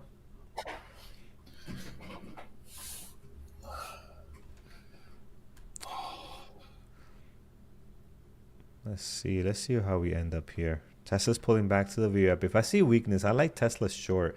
If it can get above the VWAP, I like this one short to at least 255 if we can get there. But it can't do what it's doing now. Can be doing that, going above the VWAP like that, and so not looking great right now. We gotta wait for it. Come on, market, settle down, pick a direction, and then let us join the party. Schwab quotes are lagged at the open. Okay, it could be the volume. I mean, we're getting such explosive volume at the market opens lately that it's causing issues on some platforms. We don't see any today on DAS, but we've seen that where we're getting issues. Oh, wow, look at that slam down. All right, let's go short Tesla.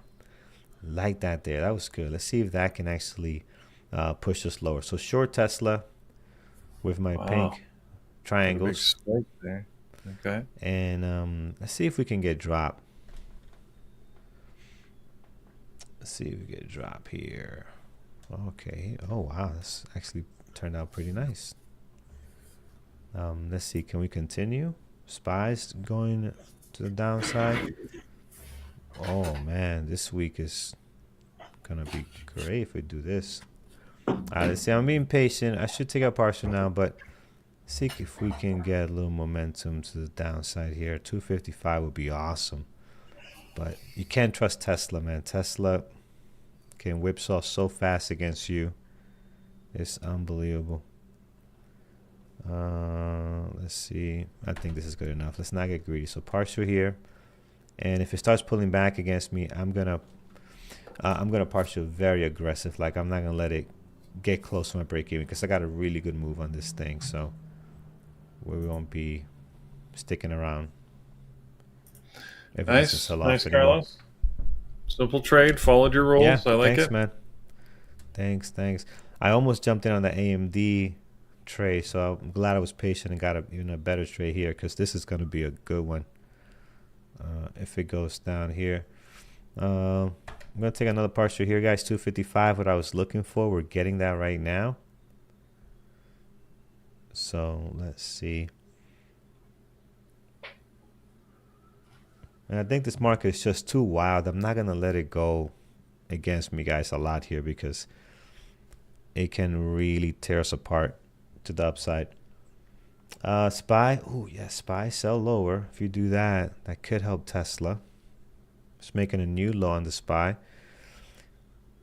It's funny. This is a great example, Peter. We get this question a lot. Hey, if something gaps up, are you looking for it to go long? If we're gapping up in the pre-market, right? And I always tell people, not necessarily. You know, we've seen stuff be green. And look, this market open for many of the stocks we have in play today are all down, are all red as far as the market open, right? They're still green as far as percentage-wise, right? You can see Apple still 4%, AMD still up 2%, NVIDIA up, PLTR still up 5.7%. But the open is all red. Like, it's all red here. So you just can't tell. And we might see some profit taken. And again, it's only 12 minutes to the market open. In a couple of minutes, we could be bouncing back and going green again. So just got to play the price action. I can't stress how important that is. That is your best indicator. It really is. Another partial here as we get down to 254.50. Wow, look at you getting the bottom of these wicks. I'm doing my thing, man. Working out. Doesn't always work like this. You guys seen the bad, the good, and the ugly. Today's good, so we'll take advantage of it. Let's see how we do here.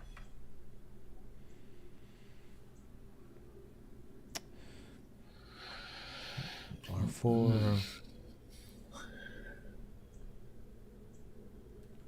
Thanks, Melanie. Yeah, appreciate it. Thank you.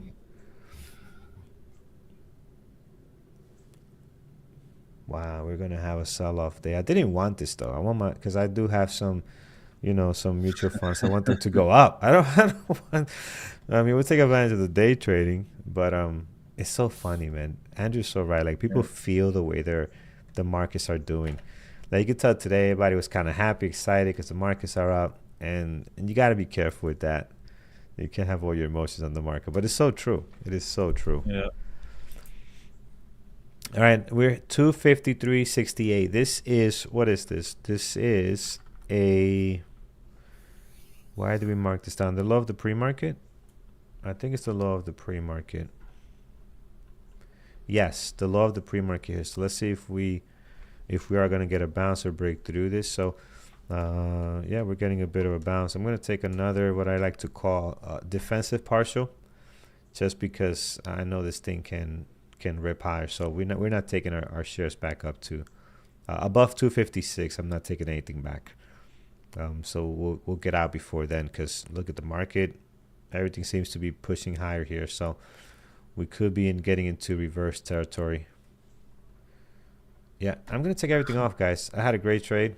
I'll take everything off. I know it's premature, but I just don't trust this thing is going to stay down here. Things are very strong today. We got our move, and we're not going to risk it. So, all right, let's see what else. What else we got?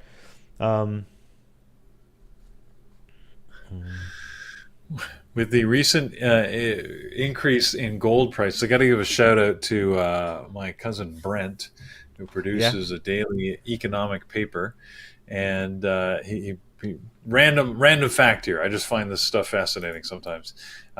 He produced this. It says, look, the weight of $100 worth of gold is now less than the weight of $100 bill. So that's how much gold prices have gone up.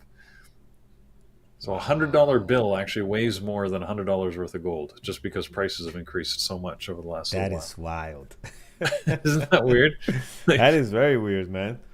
because I don't picture a $100 bill weighing that much, but Doesn't that weigh just shows you how anything. much gold prices have increased, right?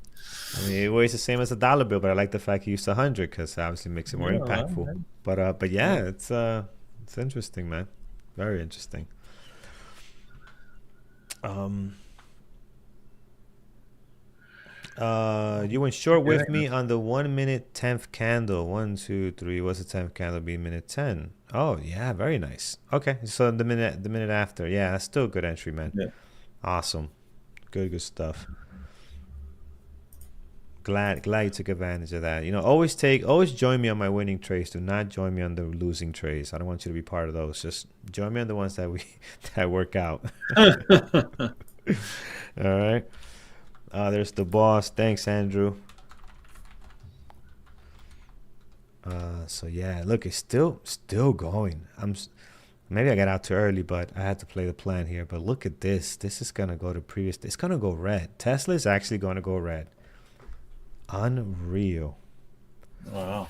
Yeah, we'll see. Here it comes to, yeah. What is Friday's close? 252.31. Yeah, So we're about yeah, 80 cents away from that, so 60 cents, I guess. Let's see. yeah. Not very far.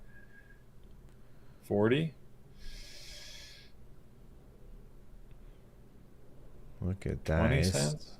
Oh, It's it's gonna getting go. close. You're right, Carlos. It's see if Yeah, look at that. did you get all out? I got all out, man. Yeah. Yeah. When I saw that push out, I'm like, I am not going above 256. I had a little more room though, but nah, I had a great trade where I was like, I'm not risking it, man. Yeah, All yeah. right. Typically not like me. Typically I will leave some to the break even point. But man, we just been getting our face ripped off sometimes. Like when we get these moves, we seen it, especially last week, right? We seen it just blow right back to the to the VWAP. So I didn't want to be part of that move there. So I got out way too early, probably. We'll see. We'll see how things go. As far as anything else, Nvidia is trying to do something here.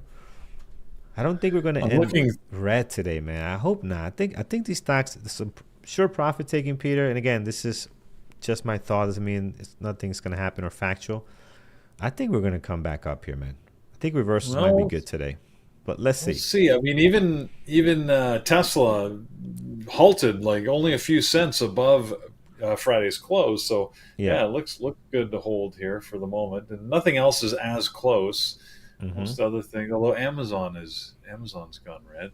Ooh, so is Meta. Now that I look at it, but Amazon's gone Meta, red. yeah, Oh yeah, look, Amazon didn't have this one on the list, but yeah, it's yeah, it was a good actually trade. it Actually, was of an up. all the Mm-hmm. sorry, of all the stocks I'm looking at here, your trade on Tesla, that was sort of the best sort of VWAP, sort of resistance move. So yeah, great Yeah, trade. yeah, It was sort of the best looking of all the stocks. AMD probably is second, and then everything else less yes, certain yep. in my mind. Yeah, I see.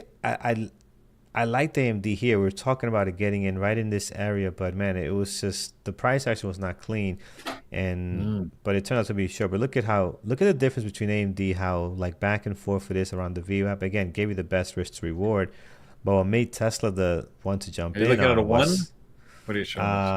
I was looking at a one. Yep, sorry. Let me switch it over. Here's the one, much There you cleaner. go. So if you look at back to AMD, you see how it's just wrapping itself around here on the VWAP back and forth, back and forth. What made Tesla easier to get in on was this move here, this candle push up on the way back down, Yep. right? We all love this situation here, and that was a signal, right there, that Yep. hey, this could look weak. Yep. And the way I make myself feel better, Peter, when stuff goes a little bit beyond where I got out, I just say, hey, I didn't miss that much. I didn't miss it from here to here. I just missed it from here to here. It's not that Right. bad. Because Well, sometimes people look and at it like, oh man, it's from you missed a big move like $3. No, I missed another like 50 cents, another dollar, right? So yep. uh, And that's the look, way I I mean, look if you at it. weren't quick on it, look, it's bounced right back up. So yeah, Yeah, yeah. it's nothing wrong with that. Stick to your rules. That's more important. That's it. That's it. All right. I see you guys talking about Baba and PDD. Chinese tickers. What's happening here? Yeah, Oh yeah, Baba's pushing Baba's higher ripping. here. Actually, one of the few Yeah. things that's pushing higher at the moment. So that's good. Anybody long anything yet? Because it looks like the SPY is turning. SPY's back at VWAP, and some of these tickers are moving higher. POTR, good. Nvidia pushing higher. I don't like them below the VWAP unless you're doing a reversal play. Thank you for shouting out AMD. Yeah, did you take AMD, Alex? AMD was a great trade. It was just a little bit more difficult to get in on. But yeah, it was a great setup here for a short. It was really nice. AMD from 94.50. Okay, you're going long here. Okay, nice. Nvidia, long Nvidia reversal. Okay, you guys are doing the long stuff now. Okay, that's good. That's good. Let's see. I think again, just commentary. Don't act on it. I think it's a little bit early because 10:30 is usually the best reversal time, but this market has not been normal for a long time. So for at least the last 2-3 weeks. So anything is possible. But yeah, it might be slightly early for reversals. But I think we're gonna have a good reversal day if the market allows it here, because everything is still green. So I'm only scalping. Market is changing. Good point. Yeah, you have to change a little bit sometimes the way you trade based on how the market is doing. And scalpers do great. You know, if you're a great scalper, it's not an easy strategy to do or type of trading. But if you can scalp with some decent size, you know, you can do very well. Very well. But it requires a different type of trader. I'm not that get in, get out so fast like that. It just doesn't work for me for the way I trade. But some people do it pretty good. We're getting a bounce across the board. SMCI, love this setup, guys. Right, the move here, the move above the VWAP back down, and then this is the confirmation that we're going long. If this was not SMCI, we'll get long here. I love this setup here. It just tells you, like, hey, we pushed above, we don't want to go lower, and now here's the confirmation that we want to go higher. So if you like SMCI, and you're seeing a lot of asks too. Ooh, look at that, 800. Man, this is gonna.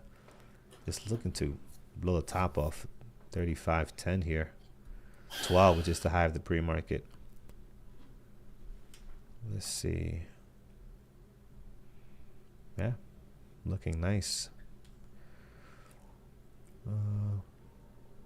MSTR. Yes. Espresso nasty.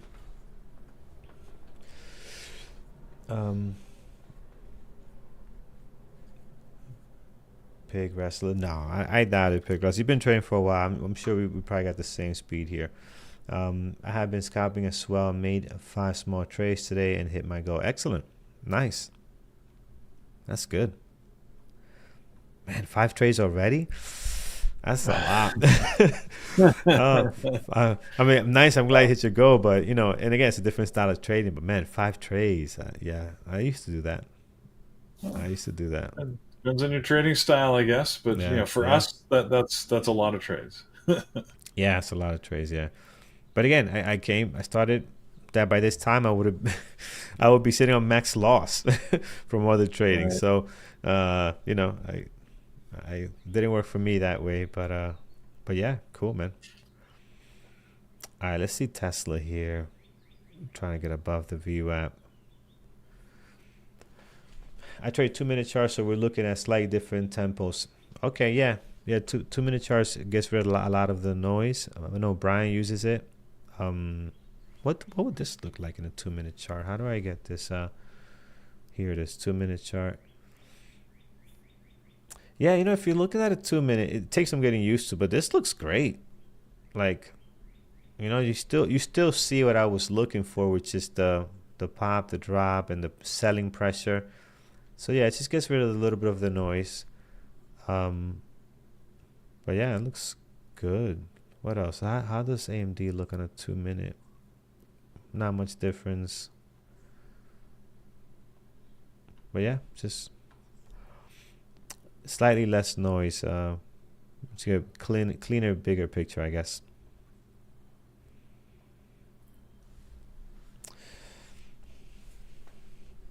Typical prices becomes clearer. Is it me or is there more viewers than usual today? It is Monday, Mr. Do. It's So Monday. Yeah. Monday attracts more people. They're ready for the market open. So that's why Monday. But we appreciate every one of you guys being on today. Really appreciate it. So what are the likes like? Let's take a look here. If you haven't done so already, smack that thumbs up. We're 265. If we could get a 400, I know it's asking a lot, but if we could, I know we can. We can. Let's just think positive. That'd be awesome, guys. So if you haven't done so, just smack that thumbs up. Really appreciate it.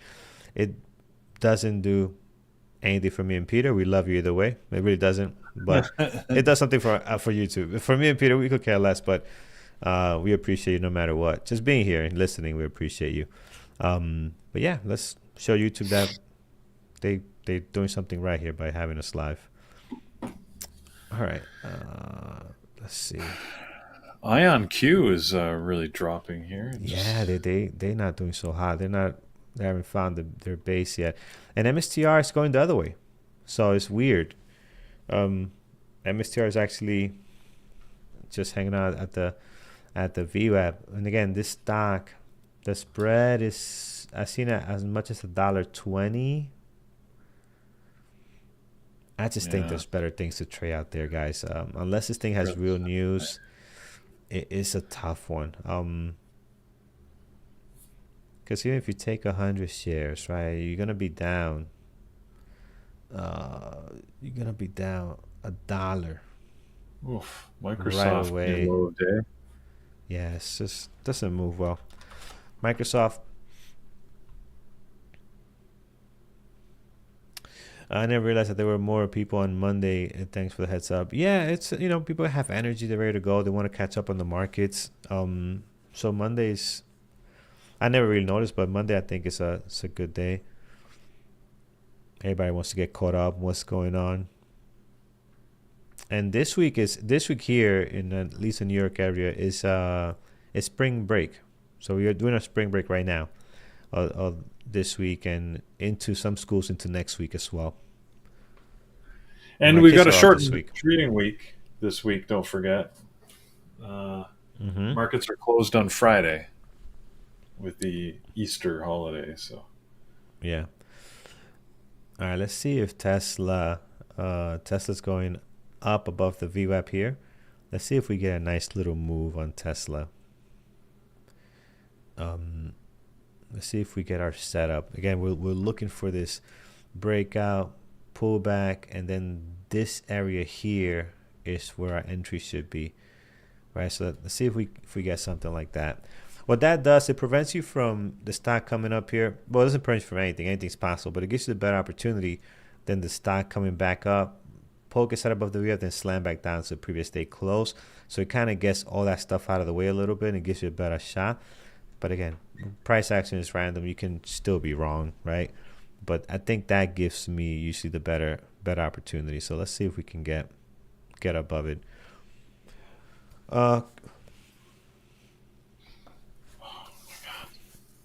Javier, good morning. Carlos, about how many trades you take in a day? As little as possible that we can hit our goal. I want to risk as little as possible and hit the go. So I don't have a number actually. I just trade with I just try to take quality trades, man. And really not get into the FOMO and to start chasing things or try to think about the money. Just want to trade clean, man, which is very difficult to do. Here it is. So do we trust Tesla's move here? Not as clean as I would like. Not sure. Yeah, we're not closed on Monday, Peter, right? Just Friday. Just Friday. Just Friday, yeah.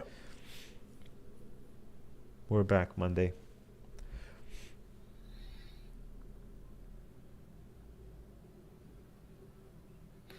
Yeah, markets are markets are closed on Friday, so we won't be here on Friday, and then Monday it's a regular market day. Yeah. Peter's stressed out. No, AMD. Peter's in pain. Danny, Peter's in pain. I'm very uncomfortable today. I just Yeah. my back hurts and my legs hurt and I'm hungry. Uh, Oh man, oh Peter's well. feeling it all right now. Yeah, I really was upset yesterday because I did not run the way I'd hoped. So I don't know how this marathon thing is going to go, but do what you can. Oh. AMD just retested the low here. See if we get a Mm. bounce on it. Yeah. Yep. Tesla, Carlos, look, see, now you can be happy. You got it at the right time on Tesla because it's come right back up Yeah, it's above coming VWAP right now. back. Yeah. Yeah. This could be a good long here, guys. This could be a good long. I just don't know if we're gonna get the continuation right away, but this is the setup we're talking about. It wasn't that clean here, so I like to see it, but you still somewhat they get the punch to the VWAP, the test of the VWAP, and now the push up. And what's our next target? This 259 is high of the pre-market, I believe. Yes, high of the pre-market.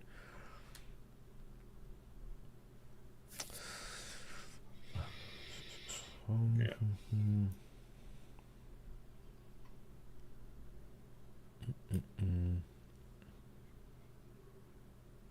Gonna be a long day without a catalyst. I mean we have the tariff catalyst, right? That's what has us popped up here.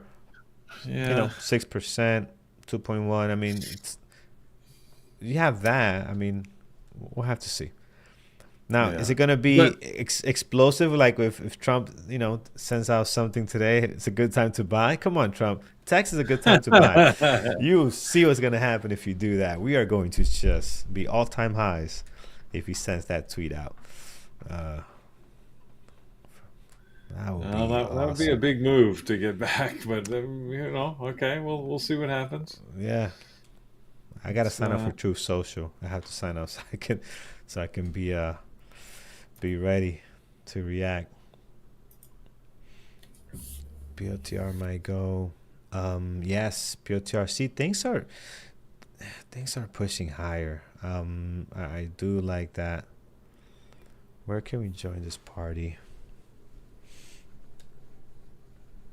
Tesla long looks more promising now. Yeah, I mean, I like the better entry near the VWAP, but yes, it looked promising right here, right here. When once this candle kind of confirmed this is your entry, and yeah, it's going. PLTR, same thing, pushing up, and they have a good catalyst this morning, so this could be a good one too. On PLTR.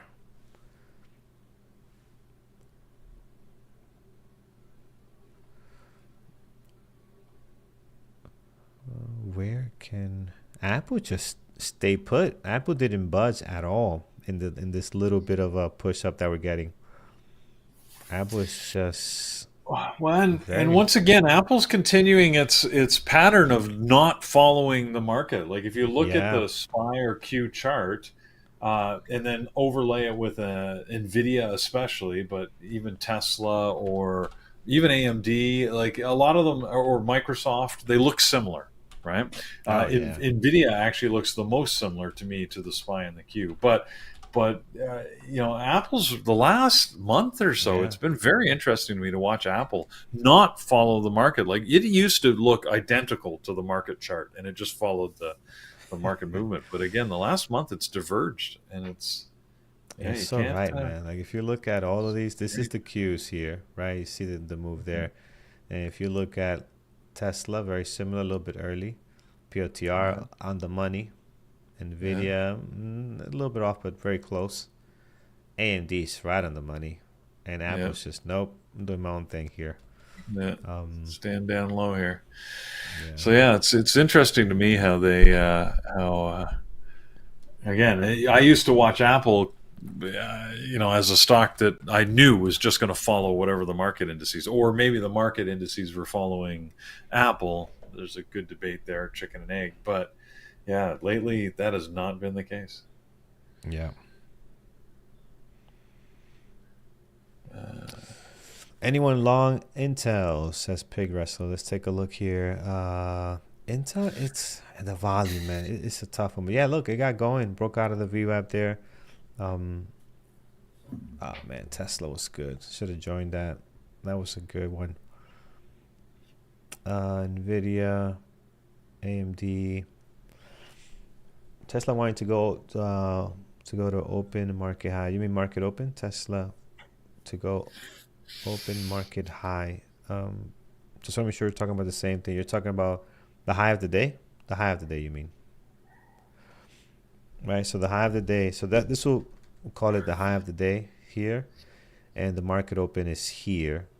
And the pre-market high is here, right? So you got those three type datas. But I think you mean this one. High of day. Yep, there you go. Cool. So good, man. There's so much terminology out there. We'll learn it together. You'll teach us some stuff. We'll teach you some stuff. It's all good. AMD just bounced off the VWAP again. AMD, yeah. Pull up.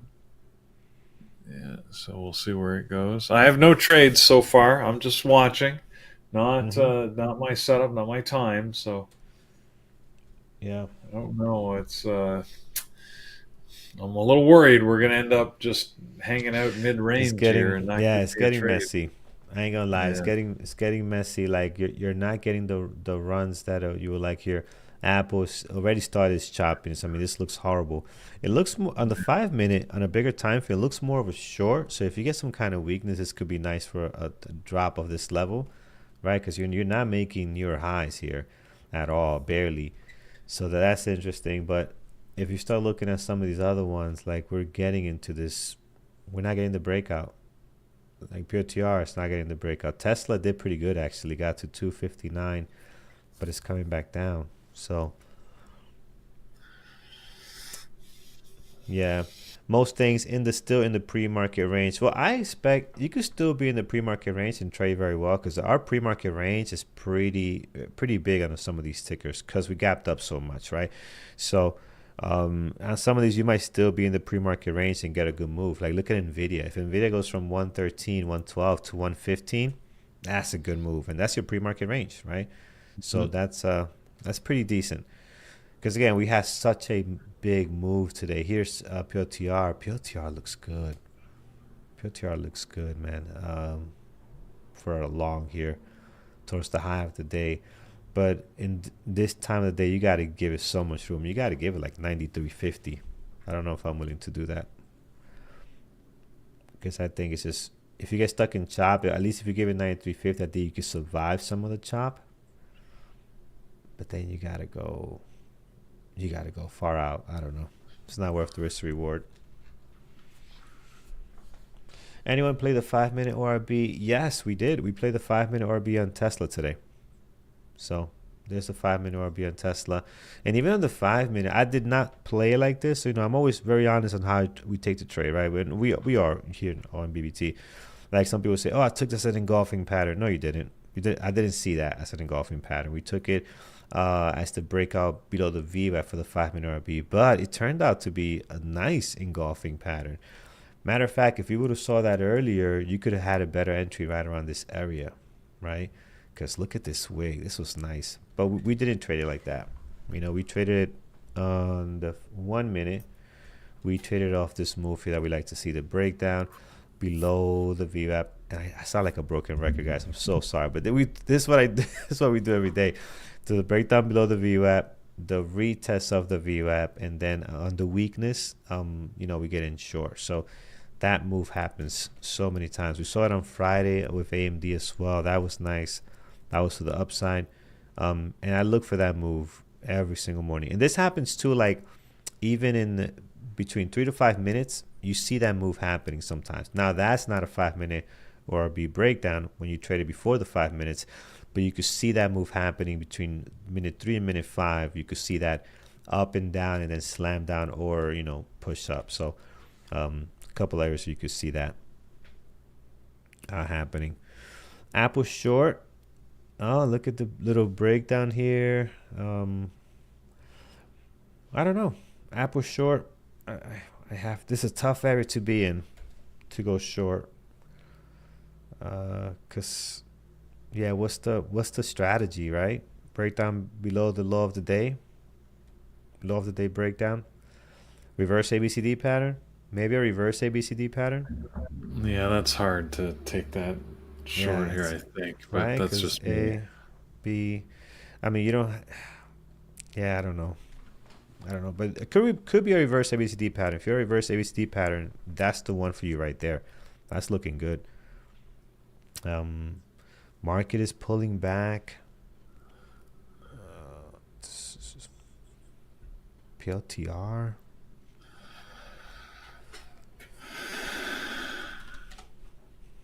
Oh wow, Baba. Man, my good Chinese buddy did it. This thing took off. Look at this here. Ah, it's nice. Hit 115.87.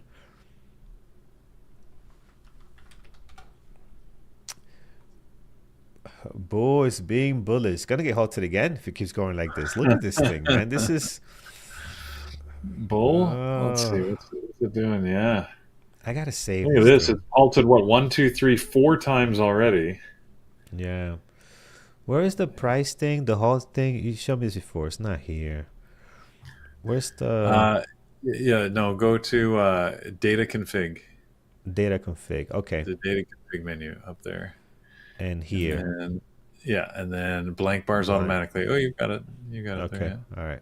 Let me save this because it keeps going back. Yeah, default. I don't think it's saved in Save. your layout You know what? profile. That's why. I have to save the layout profile. That's what happened because we did it. Yeah. I saved the charts, but I did not save the layout. Sorry, Yeah. guys. This is get this here. Okay, save default. Yes. Okay, got it. All right, good.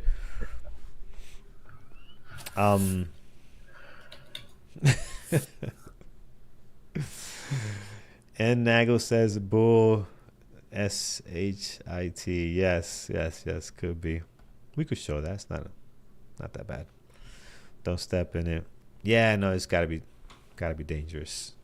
Dangerous type trader to get into this. But it could be life changing. We've seen people, seen a few stories where people get in here with a couple of thousand shares at $27, $30, and they're sitting here at 45. They do very well, but it's wow. It's gonna get halted here. There it is. It's trying. Let's see, Look at it's the at the bids. level up. Let's see if they can save it. Sometimes they can save it by just lowering the price, but Yeah. it doesn't look like it this time. Looks like, yeah, we got another halt. There it is. Boom. Halted again.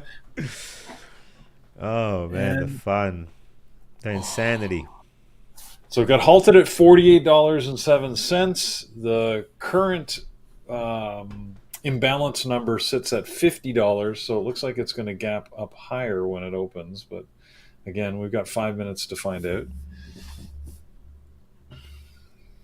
Yeah, it's look at this. When we were looking at a pre-market, Carlos, I think it was up Yeah. about 120%.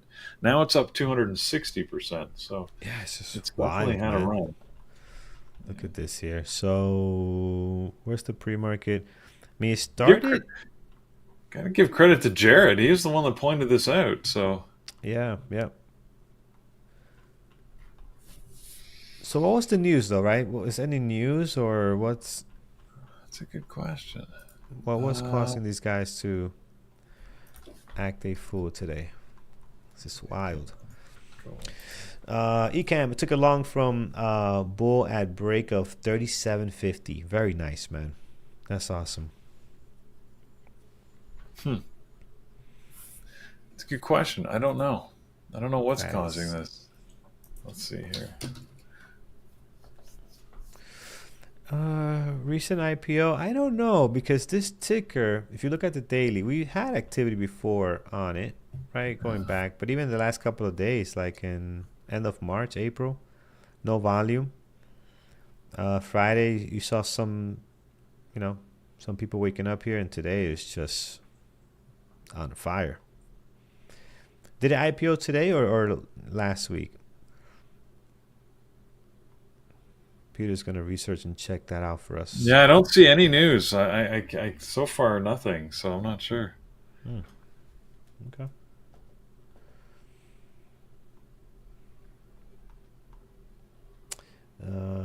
Just 8 million shares trading. This thing's already up 262. All right, we'll wait for the crash. We'll see. We'll see what happens.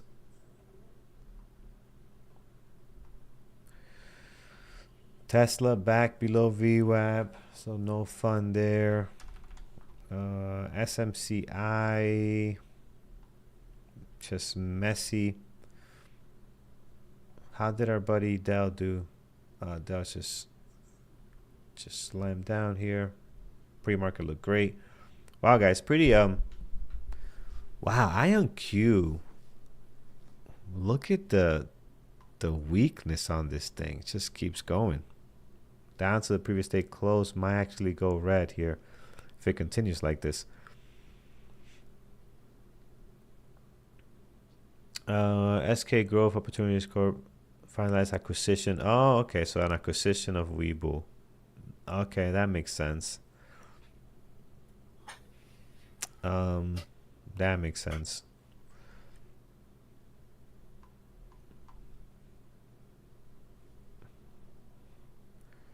Yeah, it looked like the ticker was a SPAC before, based on the way it looks, but I'm not sure.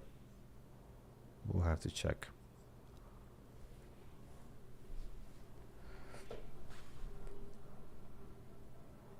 Okay, now I'm glad I didn't take that that Tesla long or some other long opportunity. Everything's coming back down now. Apple, the only one breaking 15-minute range. Apple, yeah, Apple's a good short. We saw this here.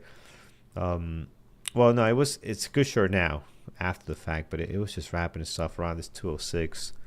But could it make a new high on that 1005 candle? And you can see the drop there.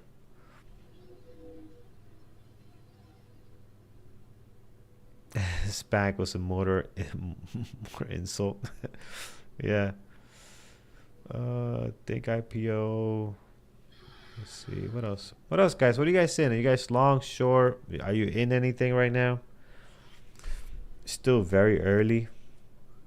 So there's still should be some opportunities. But I think reversals now at 10:30 might look better because we're selling down some more. So if you're a reversal trader, just, sit tight. I think we'll get some opportunities here, but and the fact that we're selling down more, even better.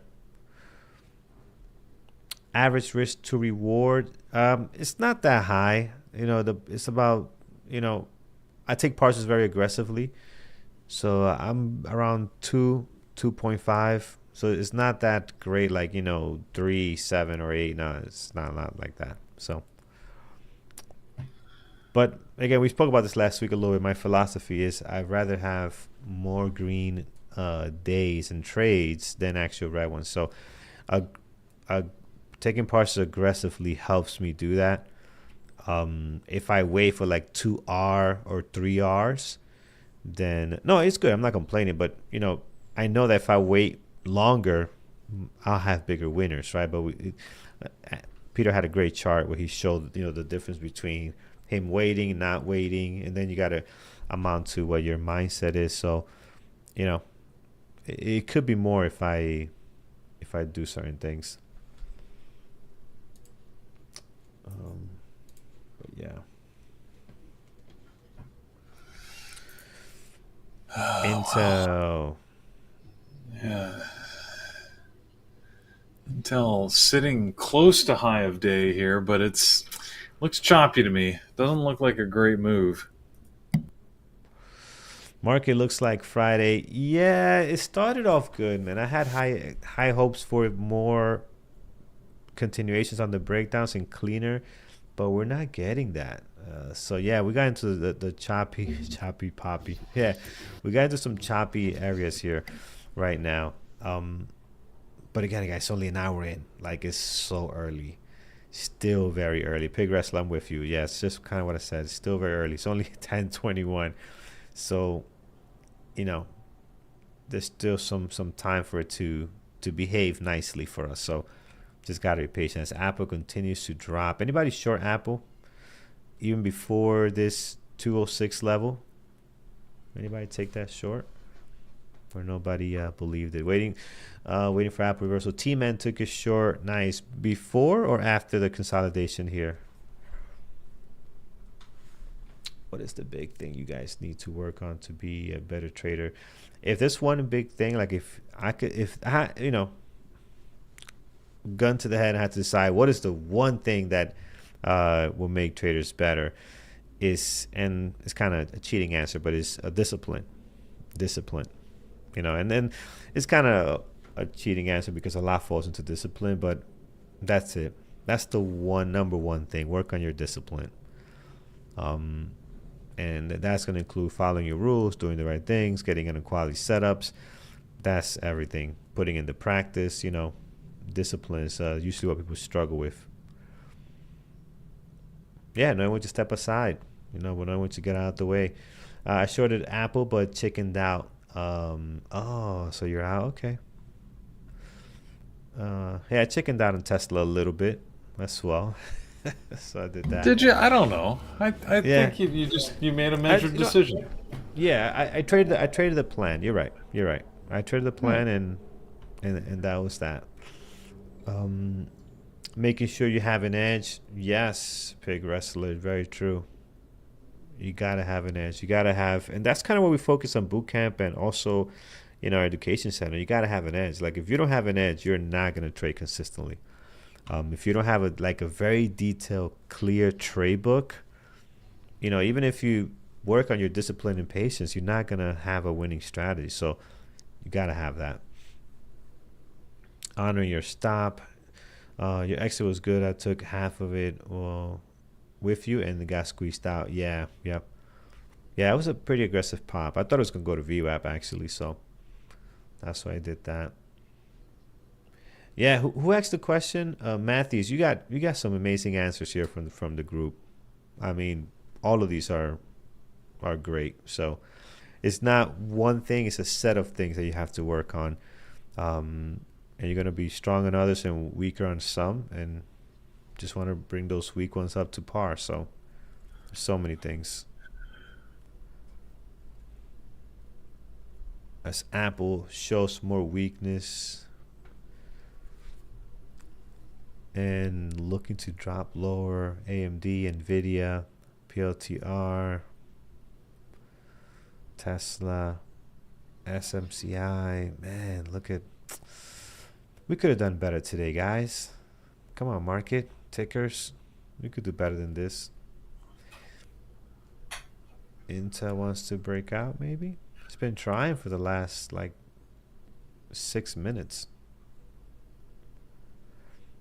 You do have some heavy ask to 2075.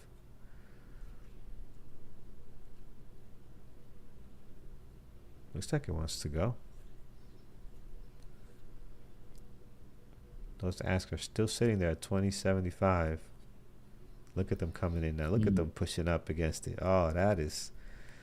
Oh, there it is. It's going to go.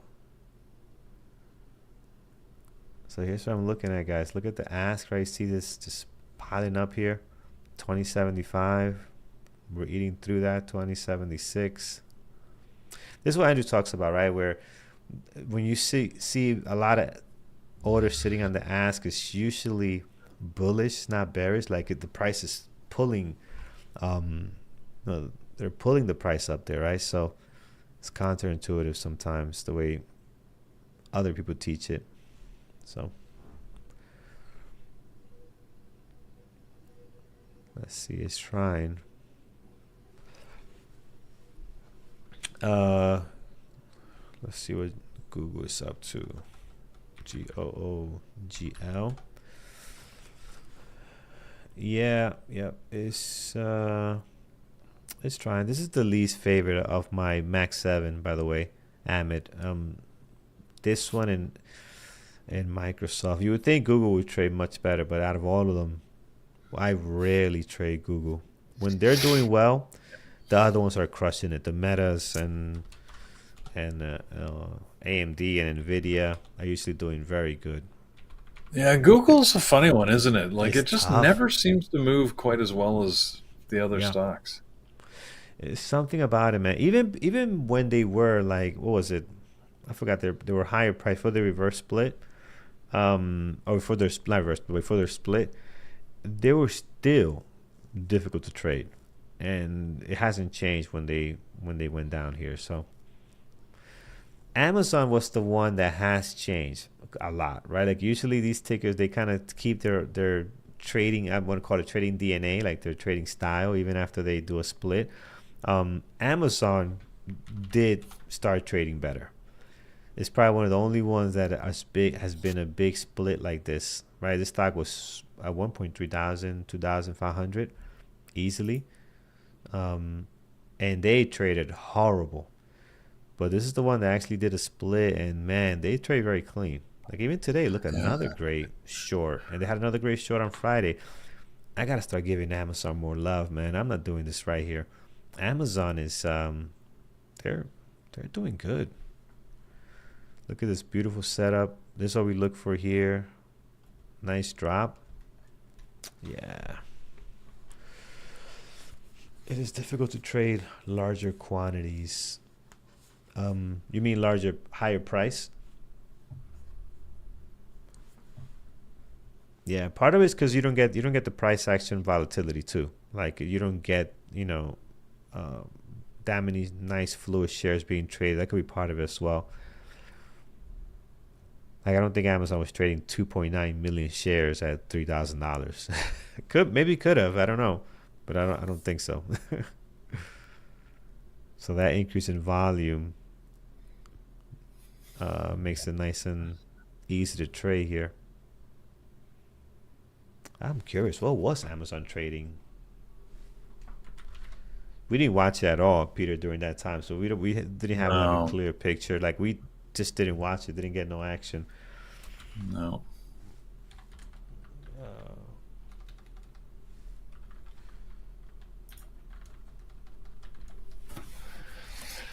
Oh, oh. Easy, All Peter. right, Don't die we on us, are. man. Hang in there. Hang in Yeah, we're there. getting in. We're getting into this chop here. Bubba's at Yeah, the high of day though. At least it's got it's some yeah, directional range. I wonder yeah. if we can get a reversal on that. It's the only thing I've got setting up.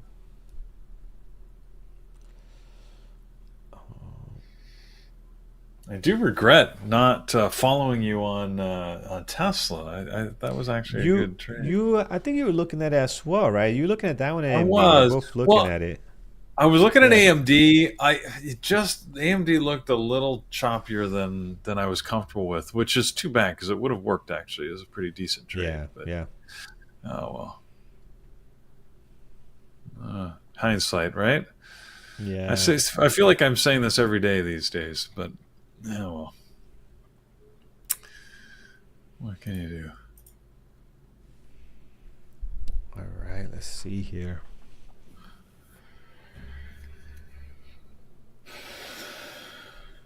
Yeah, Yuri, agree with that. No, no trades for Peters Javier. Yeah, but again, it's Peter Yep. trades all day. He's gonna go take a break now, have breakfast, put some. You're gonna put ice in your back. What are you doing, Peter? You're gonna jump in a ice bathtub? Like, what are you thinking here? I don't know. I am thinking about a nap at some point, though. Jeez. Yeah, absolutely, man. You run. Listen, you run that many miles on a weekend, you can nap as many times as you Yeah. want today. You earned I'd it. love to get a trade in first, though, but Will be nice. anyway. Yeah, I think reverse. Well, you could watch the markets obviously while you're having breakfast here, but I think Yeah. reversals are coming, man. I really think reversals are coming in. We just like especially on Apple. Like look at Apple. Look how good this drop looks, especially on the 5 minute. That looks awesome. Coming up on 10:30. If the market starts showing us a little bit of some strength here, I think Apple could be a real good one. Same thing with the other ones are just at the VWAP, so they're not really reversals. But other than the VWAP breakout, look at Tesla right at the VWAP, PLTR testing the VWAP, Nvidia just right below the VWAP has caught up to it. So a lot of stuff went down and just kind of went sideways. So VWAP has caught up, except Apple. Apple keeps making new low. Actually, Intel. Look at Intel go 2095 now. Intel's just slowly slamming here. It's pretty nice. That's looking good. And let's see here. What do we have? IonQ. IonQ could be a good reversal. So not really a lot of reversals, but rather than breakouts above VWAP, which can be a reversal going into the high of the day. So we'll see. Maybe Peter trade some Nike shares. That's a horrible ticker, man. That ticker's so bad. Oh, Nike. Yeah, it's not. Yeah. So bad, man. Nike, Macy's. Look at Macy's. It's so horrible. What's the other one? Foot Locker, Lululemon. I mean, you name it. All these retail companies are brutal. What's Nordstrom? Nordstrom has a ticker too, right? Yes, it does. JWN. Look at you. Look at you. JWN. Okay. Yes, it is. Nordstrom, you got it, Okay. man. Yep. There it is. All these retail tickers, man, unless they have great news, they're pretty bad. Lululemon tends to get a little more activity, but today, nothing. Horrible. So we've been doing this too long when you got all these tickers I memorized. know, man. I'll be looking at license plate. I'm like, oh, look at that. That's United Airlines. Like some license plates might have the ticker things on it. Yeah. United, Delta, airlines are pretty quiet. American Airlines, nothing happening. GS, are we covering earnings? GS is today? I thought GS already happened. Usually these banks are in the morning. It was this morning. We talked about that. Yeah. It was earlier this morning. They're not great as far as day trading. No. They beat their numbers on earnings and said that it was mostly due to trading volumes. So, yeah. Wow. Did all that volume come in last week? Yeah, I don't. I mean, that sell-off there is $3 trillion, something like that. Whatever it was, yeah, it's a lot of money. whatever it was. Yeah. It's a lot of commissions. Let's see here. I'm looking at Trading Terminal, and let's take a look at our earnings calendar. See what we got coming up this week. We're going live on Thursday. Thursday we have, let's see here, we have Netflix. So that should be fun. Yeah. So right over here we have Netflix, after hours. It's not a whole lot after hours, just Netflix. Everything else is in the morning for the most part. So we'll go live for Netflix 3:30. We'll send out the links. You can join us for that. Watch the actual report. And then we got some more banks. So yeah, should be good.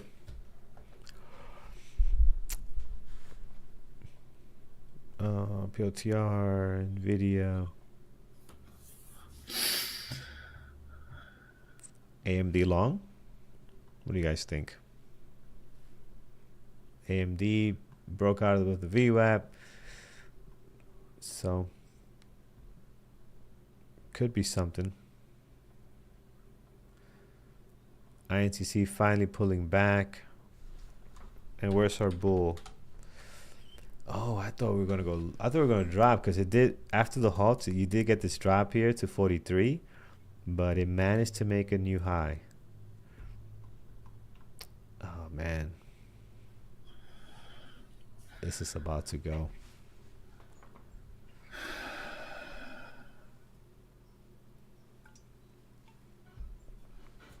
I think Mara long will break even. Oh, I think your Mara long will break even. This pulling back on you. Mara? Oh, let's see what's Dell looks ugly. No AMD long. No, right? Oops. It just doesn't look clean. Like we're not getting a lot of clean stuff. Mara looks pretty good.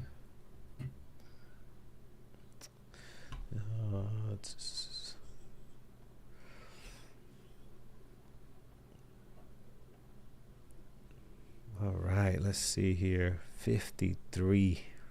My goodness. Apple forming a decent triangle. Apple is very interesting. It's been selling down, and now it's just trying to hold here. Let's see if it can do it now. So we're in that great, reversal time frame. So this could be a good spot if you start getting a clean double bottom. Tesla trying one more time above the VWAP. SPY is pushing higher.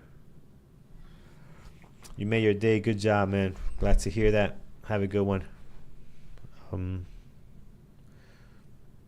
Ralph, longing Apple for possible reversal. Let's see. Yeah, I think that's a good trade. I think that's a good trade because this is your base here that you have set up on the 1 minute. Will be nice. Although Apple doesn't really do what the SPY does in the overall market a little bit. It helps if everything else is kind of pushing higher. So yeah, set your stop at a technical level, and I think you're in good shape. But you got to give it a little room, though. Not too tight, because this thing is obviously.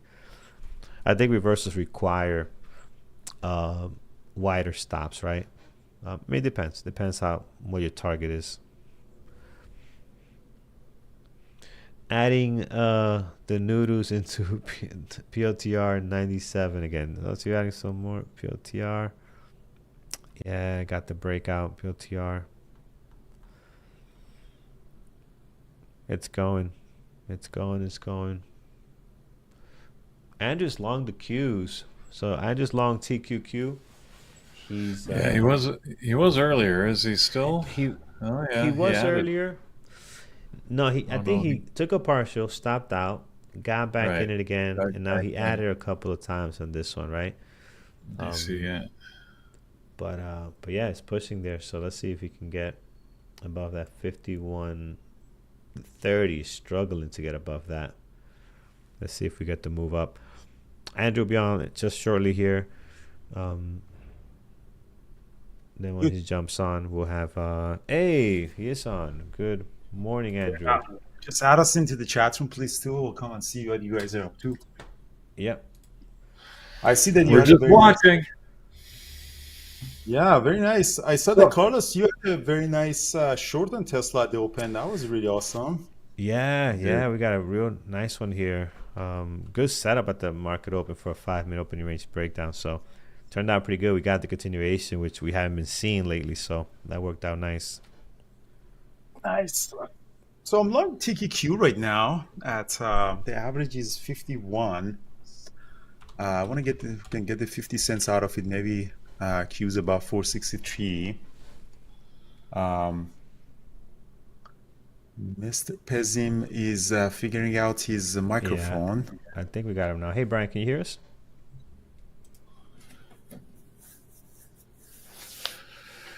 And, so how are you a changed person, Andrew? I'm curious. What epiphany did you have this weekend? I am waking up early. I am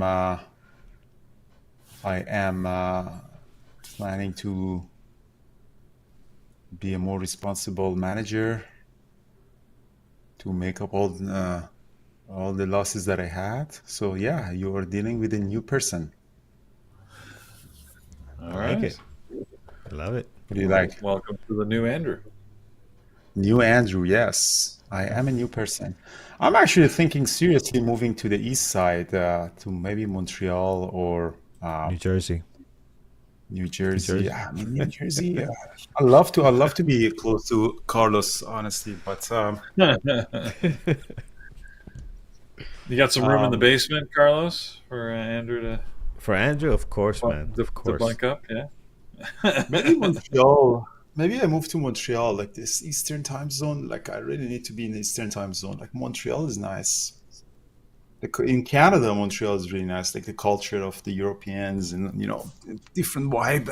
Toronto too as well, but maybe I ship my car to Montreal and just drive the Lambo living in Montreal. Now it's nice. I think it's getting nice now. I think March, April is getting nice. Yeah, in February I was there really cold. Yeah, it'll be nice to have you here, man, on the East Coast. Brian, just Yeah, to make sure I can hear you, Brian. Are you okay? I think he got disconnected. All right, I'll text him and work with him. But yeah, come live here for 6 months in the East Coast, man, and see how you like it.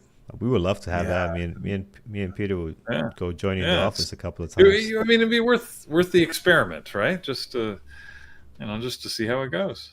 And if it doesn't work, it doesn't work.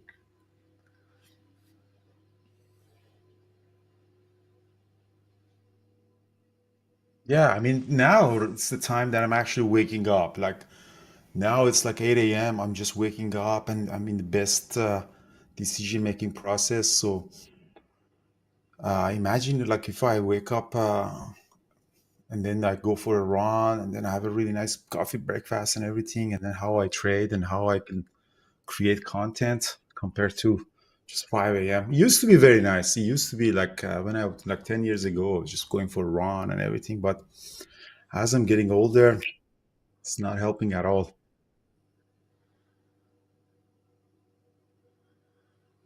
Yeah, certainly, certainly.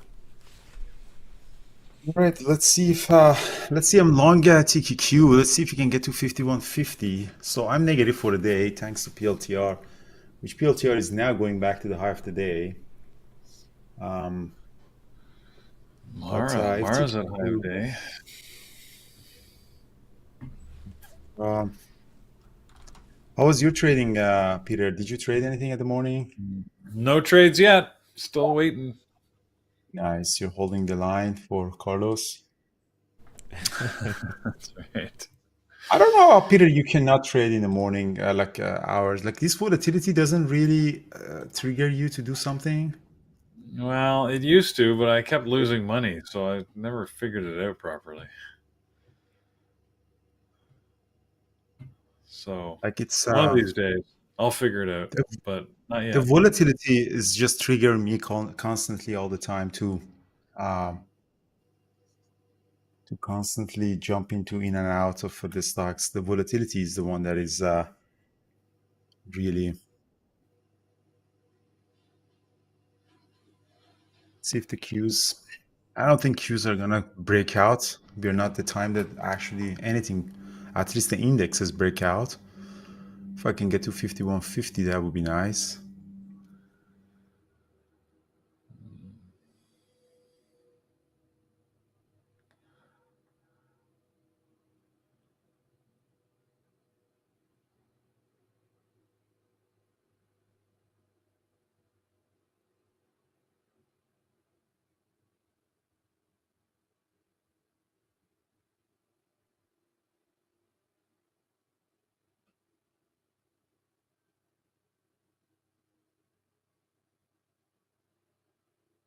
Still having Brian is still figuring out his microphone.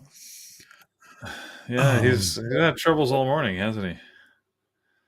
Yeah, he was playing around with this VR device, Oculus, that he had. Again? That's Somebody funny. told him that he's too old to do this kind of things. You know what? Brian's never too old. He's catching up with the technology really well. I told you his story. He's one of the early adopters of Bitcoin. Like when nobody knew about Bitcoin, he went to a back alley in Vancouver with a shady guy with a hood and they exchanged Bitcoin. He told this story a couple of times. Like he's really Yeah, open. And even if you come out with like a crazy idea to him and say, "Hey, can you give us like $20,000?" He would do that. Like his personality is a little bit, high risk, investor type of thing.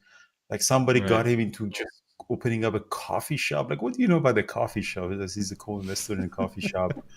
Like, his personality is pretty. He's a very curious person. So his curiosity is something that I really admire. Hey, Brian, we still can't hear you, man. I see you talking, but no volume yet. Dude, I could, take money out of him a lot, like for trading terminal, for all of these crazy ideas that I have. He's always open to that. He says, "Yeah, I'm in there." Like, I could easily get at least $100,000 from him. I never did that because I don't want my relationship with him gets impacted. But as an early adopter investor, Brian is perfect.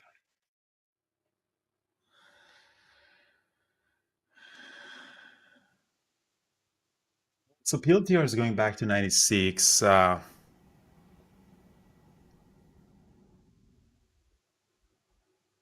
TQQ, I don't think it's going to get anywhere. We're getting into the end of the market.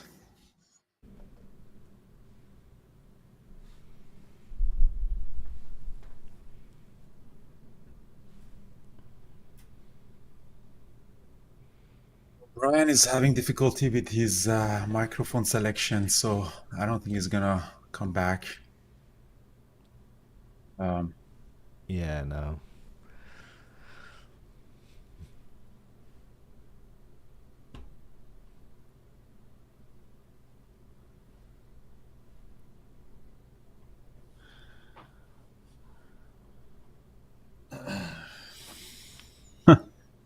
John.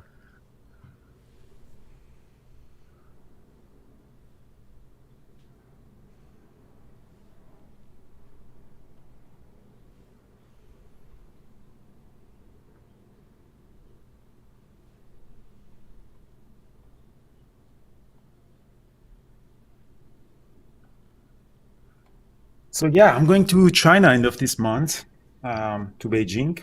Never been to Beijing. So don't worry about it, guys. I'm gonna fix this trade bar end of this month. You're gonna go have a conversation. Yeah, I mean, Chairman Xi and I have a very good relationship, so I'm gonna go and say, we'll work it out. We make a deal. To make a deal. Brian, you're back. Oh, we got figured on. it out. Okay, cool. Ah, Good deal. Well, finally. So I'm still, while I've been mucking around, I'm still in this PLTR long trade. you were Hit dying my to say that. Like, seems that Yeah. yeah. Yeah. They 96 actually seems like, really good. The quality of the sound is also really good. So whatever you do, actually, just keep it. okay. I All actually, right. I don't think I've ever seen you this. Oh, it's because of your laptop. I've never seen your sound so clear. Yeah, I'm on my laptop. Oh, that sounds good. Yeah. Yeah, Can you man. do And this so, always? Can you do this always, this setup? Because it's very clear right now. I love that. I love that it's so how clear it is. okay. All right. Well, I'll have to look at how I'm going to rearrange things. But anyway, the market seems to be picking up a bit here. It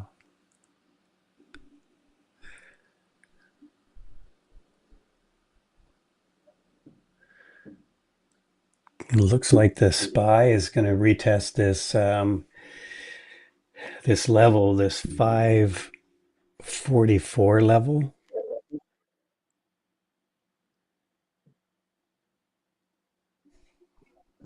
So let's see if TQQ goes to 150. I'm long.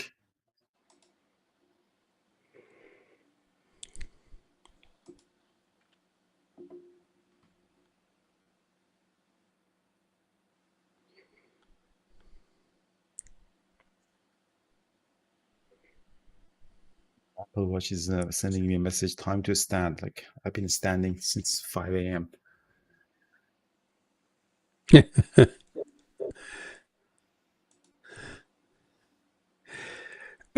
So what are you doing in China? You're climbing a mountain there, probably, right? No, I'm seriously having a with the party leaders. I'm having a meeting with the party leaders. I don't know why nobody believes me. Okay.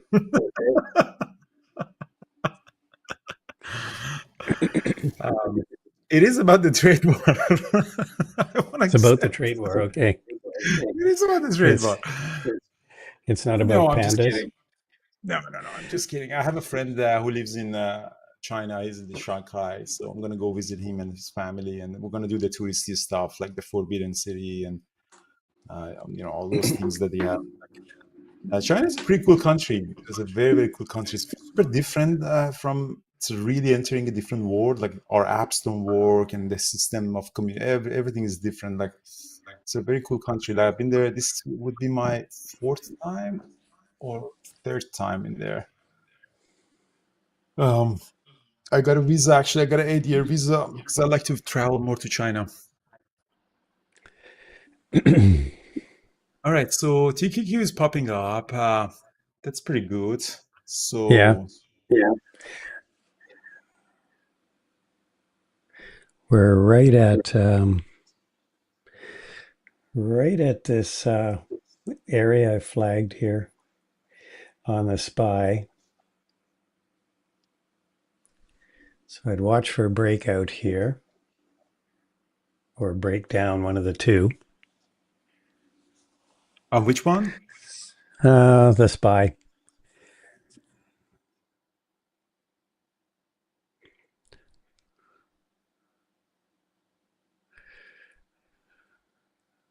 The Last Emperor. Yeah, it'd be kind of cool to see the Warriors. What's the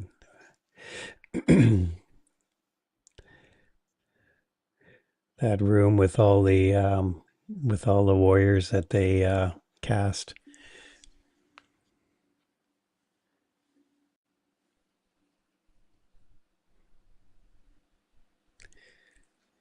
Okay, we're going still making some moves here. I'm still got a bit of PLTR left.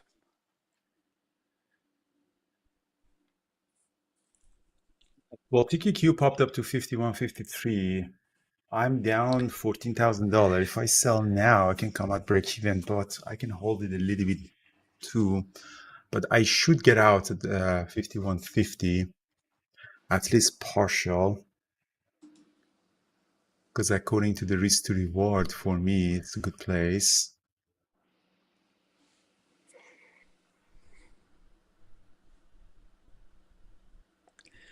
Still maybe feels like we want to, yeah.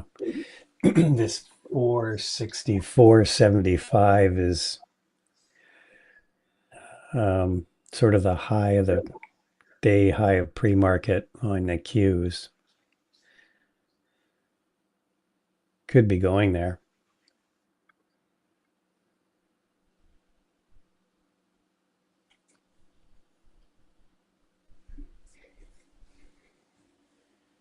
Feeling I'm going to get out of the rest of PLTR.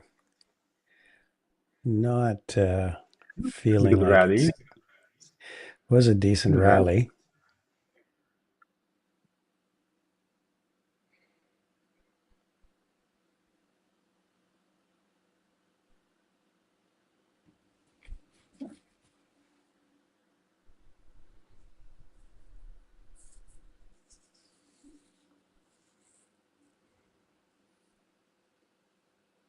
See if Q's pop up a Yes. little bit more.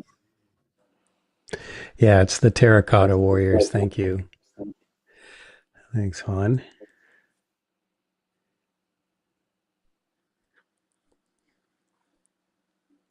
Yeah, it's amazing. Like those Terracotta Warriors. There's I don't know how many of them, but there's like hundreds, if not thousands, and each one is different. It's just it's pretty amazing.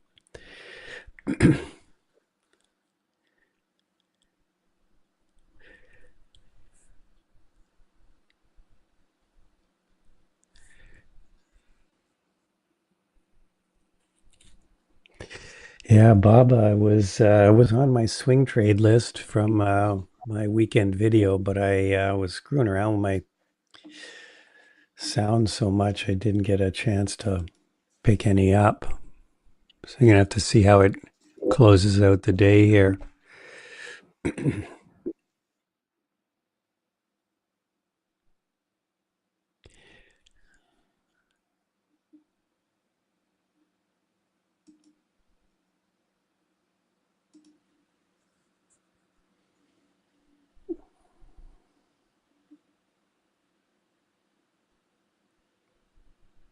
So we're getting a rejection right now on the SPY, pretty close to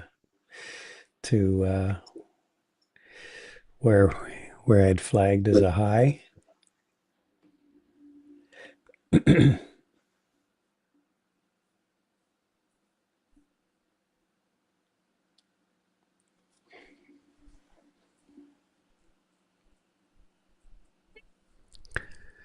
All right, so glad I got out of the rest of PLTR there. LTR is pulling back. Yeah. So I partial summon TQQ, but it looks like Qs also don't have momentum to go to the upside. It's also 11. Yeah, I don't think market wants to do anything. I think it would just watch the 544 level on the SPY. If we can break out of that, then we've got more upside.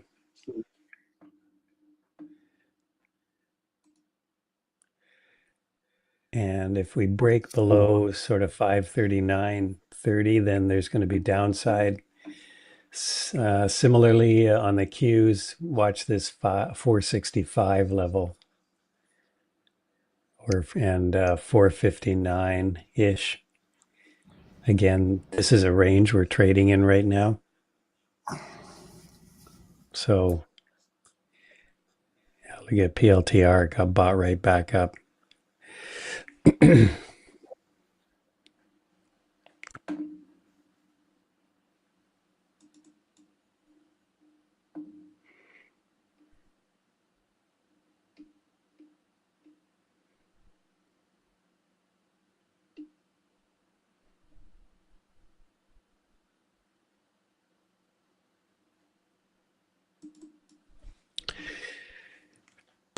Wow, that was a big rejection on the SPX. SPY doesn't want to go much higher. Yeah, TQQ is also coming back to my break-even point. I'm going to get out of it. Yeah, I'm closing the day with a loss. Thanks to PLTR.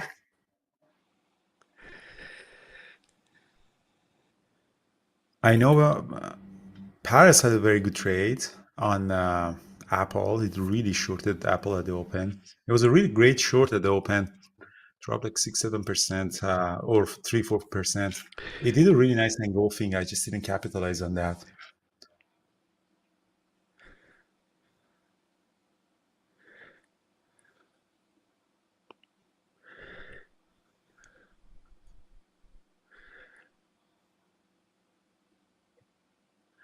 Just giving it over to Paris. Right on. So Lauren, Avi is doing live trading with our Peak Capital Trading Bootcamp. He's not coming to YouTube anymore, but he also has his own session on I think it's in Wednesday, if I'm not mistaken.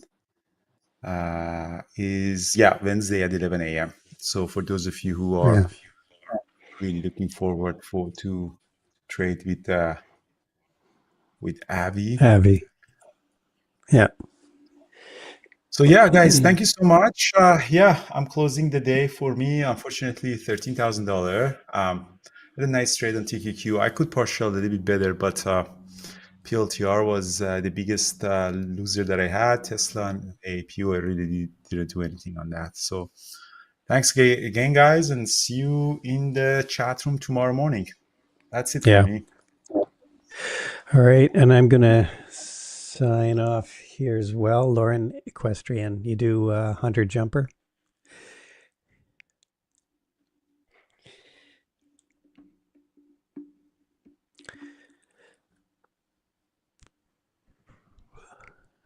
Okay.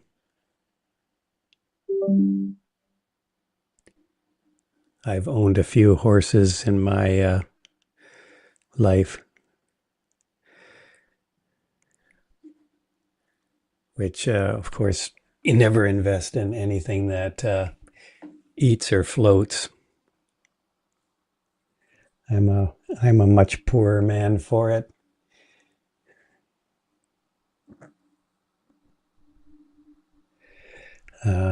So I had some good trades this morning. I had a short on Tesla, and let's see what else I shorted. I shorted Nvidia, and slipped a quick trade on SPX, and those are pretty crazy trades. And PLTR had a nice trade in on that alongside to 96. And now once we punched through there, I got out of it. So Oh, hey Brian, can you hear me? hey, good morning, sir. I'm gonna have to sign off and try to figure out why my microphones are all screwed up. Yeah. Okay. So you had a good day? I had a fantastic day. Yeah. Yeah. Awesome. Yeah. Okay, I'm gonna Awesome. let you go. I'll talk to you later. Thank you, Brian. Okay, hope you had a good weekend. Cheers. Yeah, the week just started, so so we should be good. Uh, so how is everyone on YouTube, guys?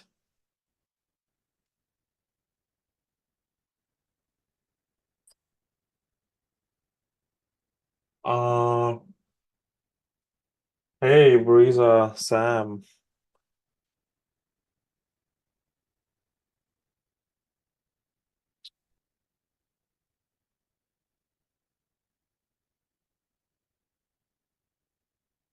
EREB, 3 trades on PLTR, all three profitable. Very nice. Hey, Javier. Very good, Kuldeep. So I'm still in Apple, guys. People who I'm not really sure. So people who were a part of the weekly review session that I do as a part of the course, the only thing I talked about yesterday was Apple and very detailed plan on how I'm gonna short it and how things are gonna gap up and uh and they are gonna be great area to short and ride it until 200. And that's exactly what I'm doing. I'm just following the plan that I had and not sure if anybody from YouTube is actually a part of the weekly review sessions that I take, but this is exactly how I detailed out for today. So very nice trade on Apple. I traded other stocks too. I traded Nvidia. Uh, did not trade at the open because I was shorting Apple, but took a try to reversal to VWAP. So VWAP worked out really nice. Added a couple of times for it to break out higher, but then stopped out break even. Then Tesla was I took few trades on Tesla. 3 trades break even trades, but and 2 trades caught some good moves out of it, but then stopped out break even. But the most profitable ticker on the day is Apple, and I'm still holding my close to 35% of my position for 200. Maybe it can. Today is a day where Apple has a relative weakness, so I will scale out. It's below 205 now. I think it's gonna break the low of the day now. Uh, and I wasn't initially planning on adding to Apple, but this is just too weak for not to add it. Like I was thinking maybe it bounces and chops around here and there, but I think there is automatic algorithm that is just trying to sell. Like he sold here at this area, popped here, and then sold here, and now it just keeps selling. I think it breaks the low of the day, 204.50, and then goes to 200. That's what my a long-term target is. I shorted from 212. The area was that I was looking to short was 210. I was even thinking maybe 205 would be a great area to short right here, 205 area. But when it came back to 210, I was like, man, this is so uh the structure is so wrong. And the only thing that can happen is sell today. There's nothing else I can think of. There are no buyers are gonna step up at this. So now it's selling off. Very nice. Boom, boom, guys, boom. Okay, taking some off at the breakout. Beauty, beauty. So 204, let's see. There's a chance that, this is exactly what I was talking about yesterday. Apple has a relative weakness today. The SPY was holding for a little bit of relative strength, but when again the SPY gets weak, this is gonna sell off aggressively more. So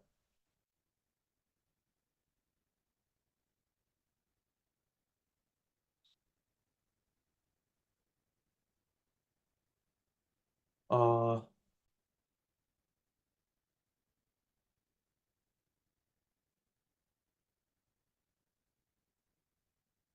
yeah, let me dive deeper into the structure of it. I think now the all the buyers are gonna puke very soon. And I'm thinking that if 203 is gonna come soon as well.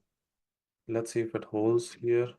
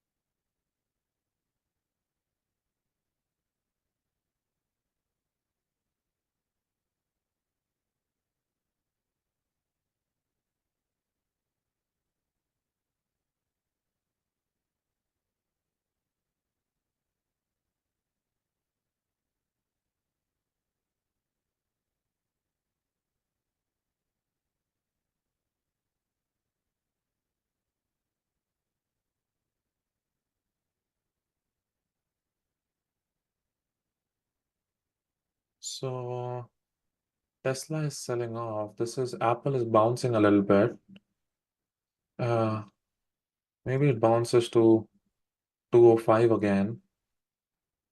But the sellers are trying to be weak again, continues to be weak.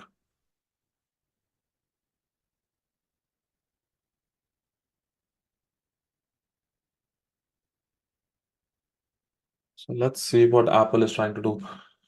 So let's understand on what was happening on Apple.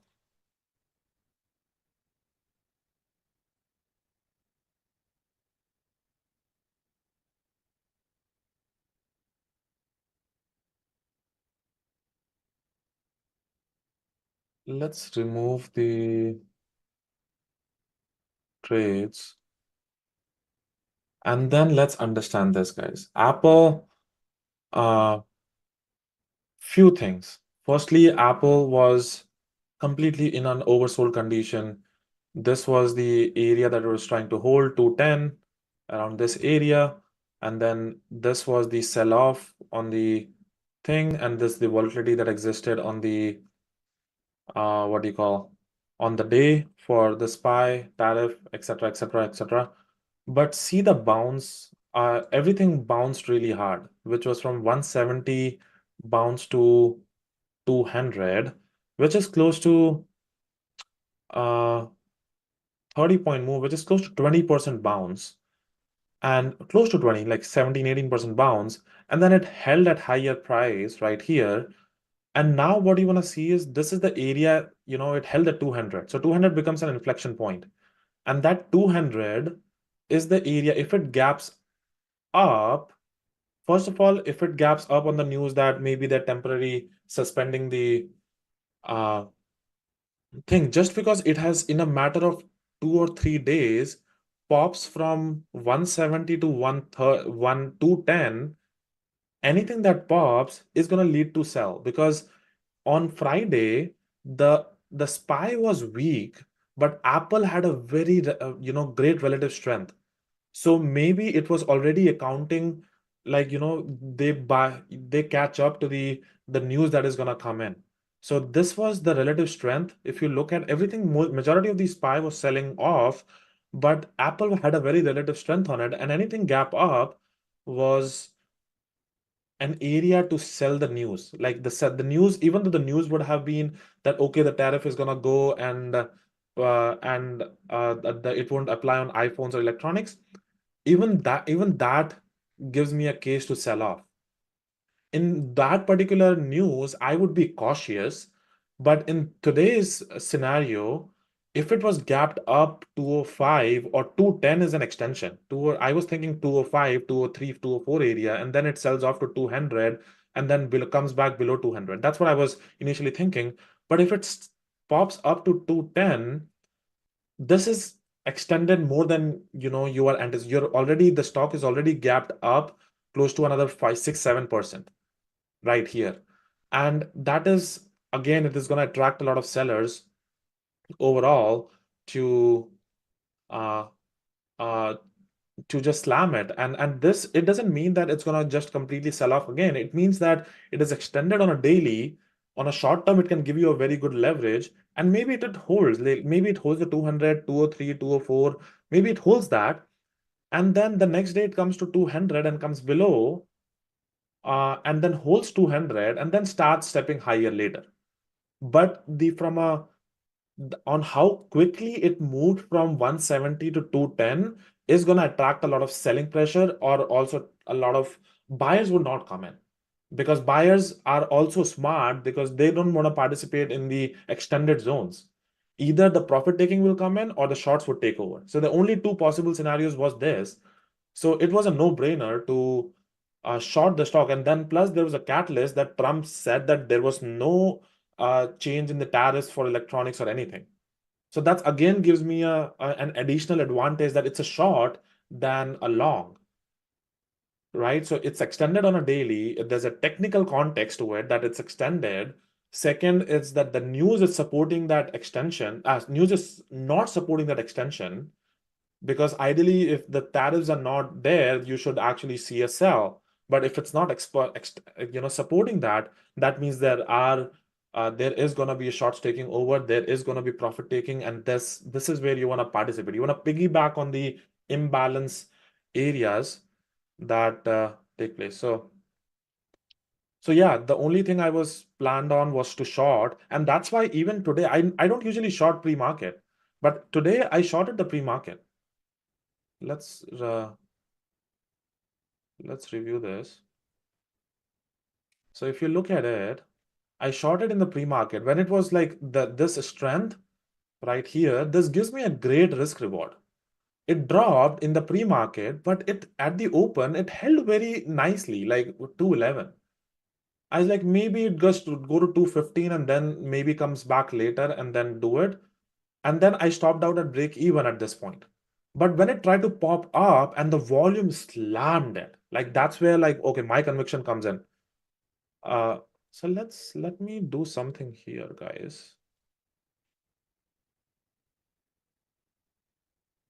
So it slammed it, and that's why, like, okay, I am gonna slam it at the first one was a momentum play where I even did not even wait for the opening range breakdown.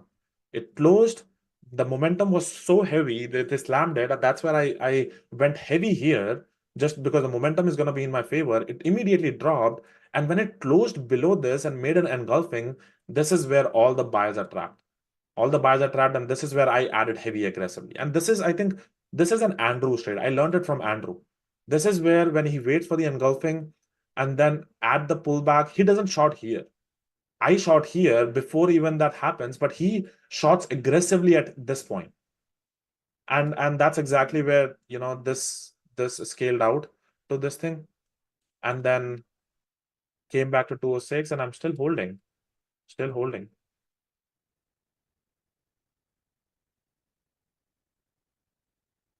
So let me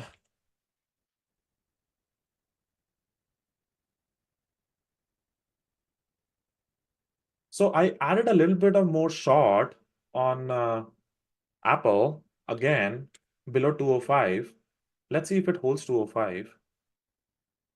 I added more short.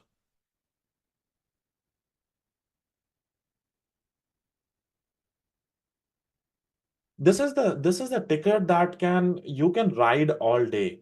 Today is that day for Apple that you can ride all day. And that's why I'm even though I'm short from 212 right here, and I keep adding to the position because this is an all-day sell scenario. And understanding that context is really important.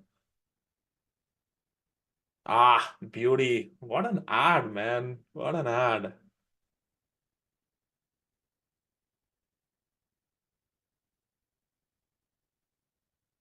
No, Diego. I think you have to understand the way, like, see this. SPY today was bouncing above the VWAP, below the VWAP, above the VWAP, holding at that price. But Apple was a straight sell. This is what you call as a relative weakness.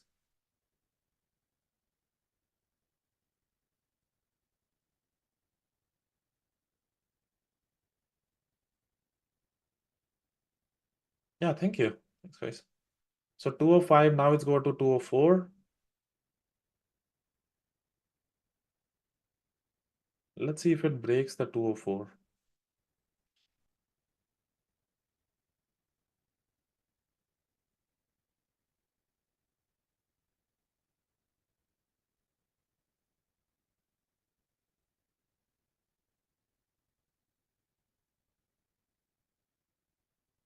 So Azak, where uh, I read the tape all around. I read the tape. Today, I think Nvidia was my tape trade. I don't usually trade the tape, guys. I trade the price action and take a confirmation from the tape. But if you have time and sales with you, and if you have a simulator that you can go back and revisit, check out what 112 was right here at this point at 10 a.m. Just below 10 a.m. Go back and review this tape, guys. You will be blown away on how amazingly 112 was holding. It was it's not even funny on how 112 was such a great buyer. And as you can see, when you see that buyer stepping in at 112, you scale out on your profits, and you're literally risking, 15, 20 cents to capture a dollar move out of it. And I was even thinking that it could go and if the SPY was strong, it can actually go high of the day, 114. So sometimes you'll capture that real big master moves, sometimes you won't. But the risk reward always have to be in your favor.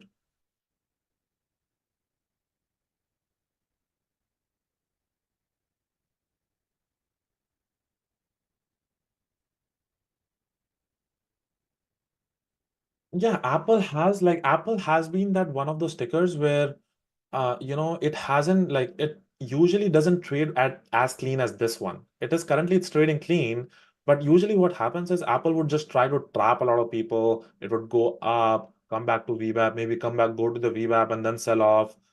But today I see a continuous sellers just stepping down, stepping down, stepping down. Maybe 204 might be the bottom today. We'll see out. We'll see if 204 is the bottom. But I have a very good, my average is above the VWAP, and I have some leeway for letting the stock do its thing.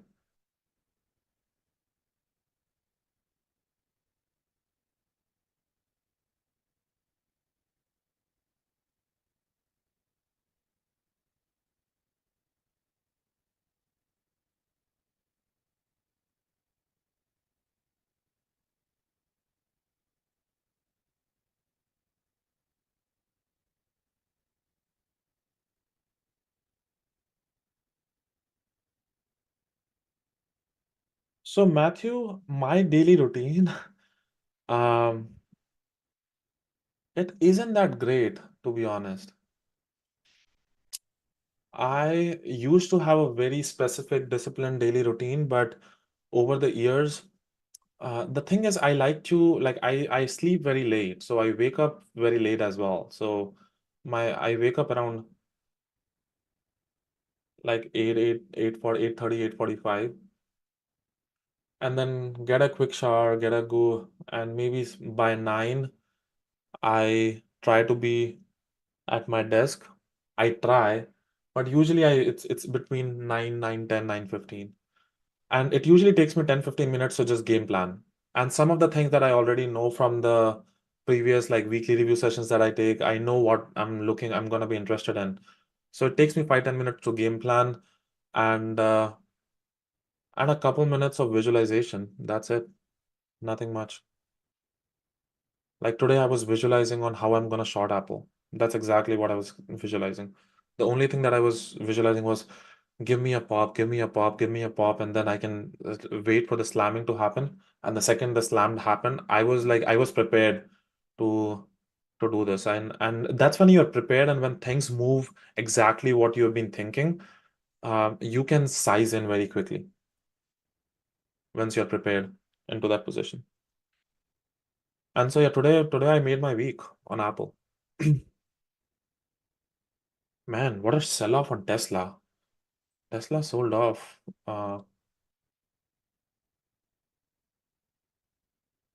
So Tesla was I wasn't so these couple of trades, the first trade that I took on Tesla right here, I shorted it, it dropped, but I was no like the sellers weren't taking over, the buyers were there, so stopped out break even. And then this was not necessary. You know, this trade wasn't necessary. I could have avoided this trade. I saw a seller, but there was like the buyers were stepping up at 256. This was the area where 256 were the buyers, and I was interested at the 256 area. So that's where I saw buyers stepping in. I literally shorted at 256. I wasn't happy with it. I was like, okay, let me get out. This was my stop out.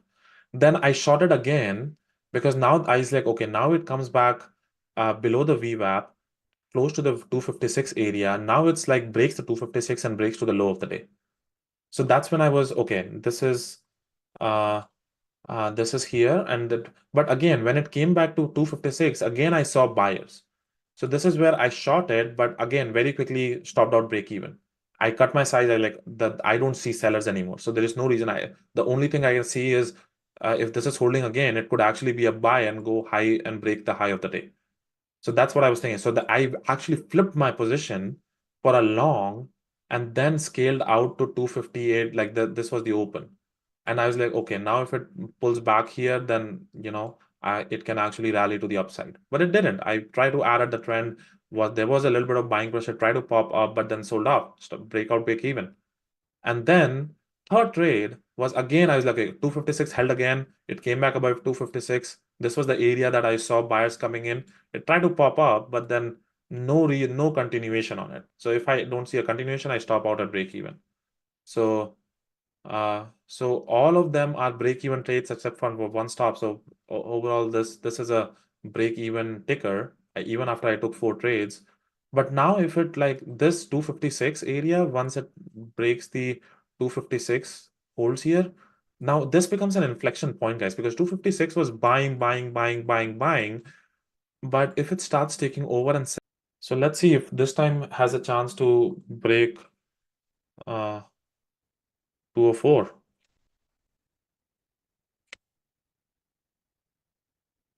So Politica, yes, I am from India.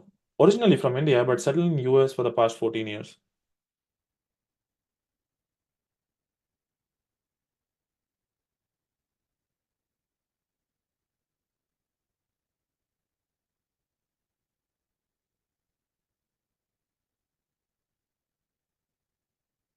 I'm sure I'm from Chandigarh.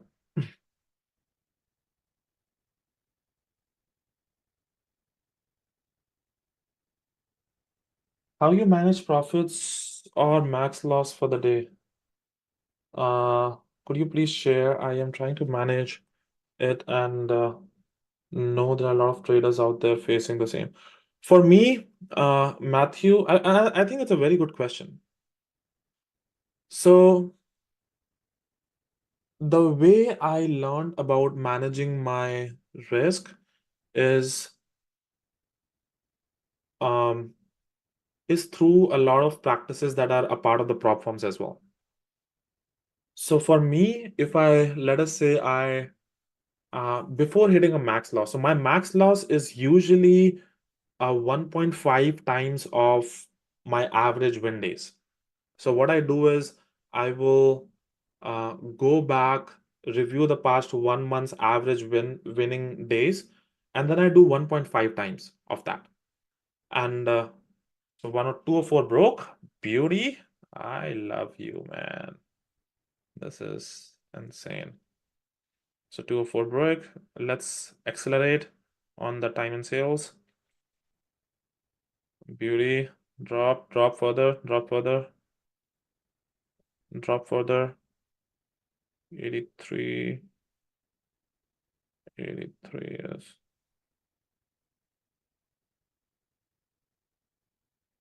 Draw 82.77. Boom, boom. Okay, covering some.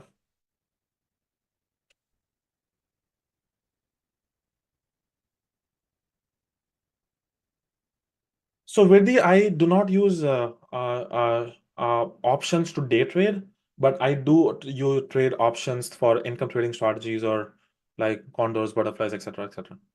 But not for day trading purposes. For day trading, I only trade through equities.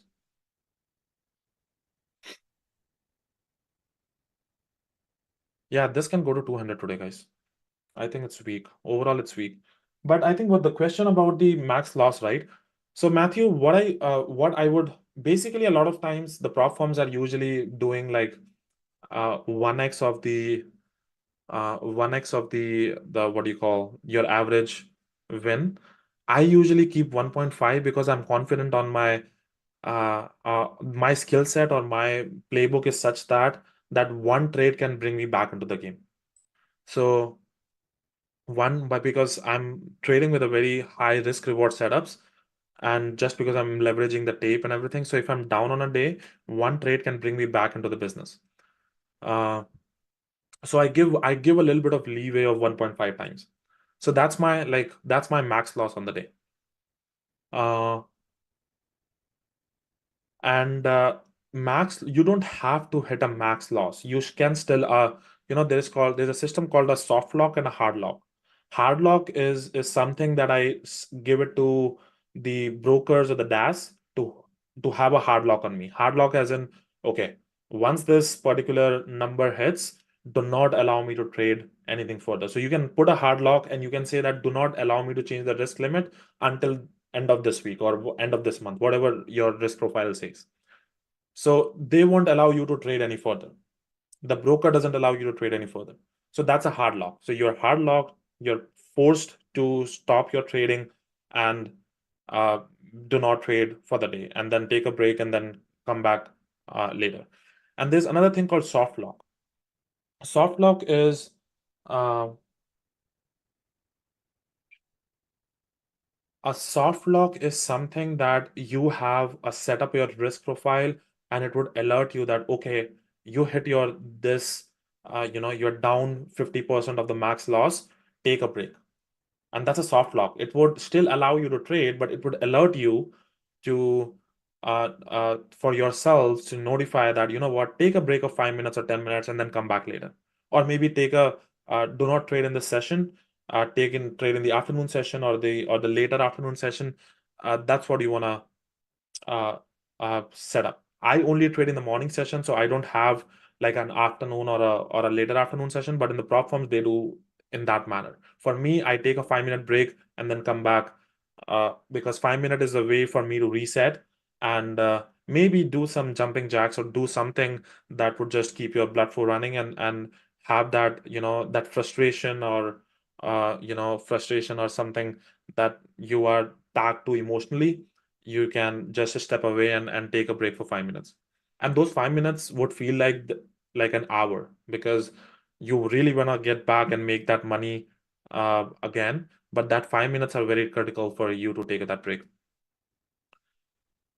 Uh, and yeah, so once that lockout happens, that's a soft lock, and then once you get back, you have trades, and if you're continuing to lose money or something, either you're not reading markets, you're too emotional to your size. Uh, but yeah, and also depending on the lockout, my sizing completely cuts to I would not take tier 3 size. If I'm on a lockout soft lock, and when I'm back after 50%, I would either go tier 1 and tier 2. I would not go tier 3 or load the board scenarios. And that's a rule. Uh, and sometimes I break them, to be honest, but that's something that I've written over, because a lot of times what we do is once we are emotional and once we are doing this, we try to size in and bring, cover, able to uh, uh, you make up all the profits in a single trade. And that's usually the worst mistake that you want to do. So yeah. Hey, Judy, uh, good to see you. What is happening to Tesla? Yeah, Tesla is actually selling off like crazy. And I was anticipating this. Tesla deserves to be sold off. The reason it was, first of all, Tesla was showcasing that relative weakness too. Everything was gapping up today, and Tesla was literally flat. Nvidia was gapping up, SPY was gapping up, but Tesla was close to flat. It wasn't even, and that's why I was like, okay, it doesn't have the strength. Maybe 260 sells, and 260 sell and come back to 240. So this is the range right now. And I think this is gonna be the value area for a long time. So for Tesla, 220 and 280. Yeah, 220 and 280. I think this is gonna be the range for Tesla for a little while. So this is the place where Tesla would trade, and 260 was a good area to short, come back to 240, come to 220, and then bounce from 220 again. I think this is gonna circle around here and there. And I think Tesla is not gonna report some good earnings either. Tesla is gonna fuck up on, sorry, the uh the numbers are gonna be very shitty for Tesla, and the market is trying to account for that. So, but we'll see how things go. But numbers, I think Tesla reports later, so it's not in the next few weeks.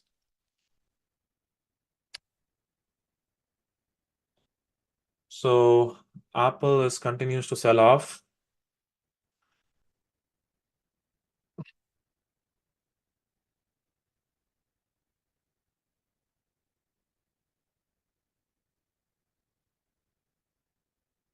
Julie, I thought I will see you in Vancouver, the Vancouver meetup. I I was thinking that you'll definitely be there.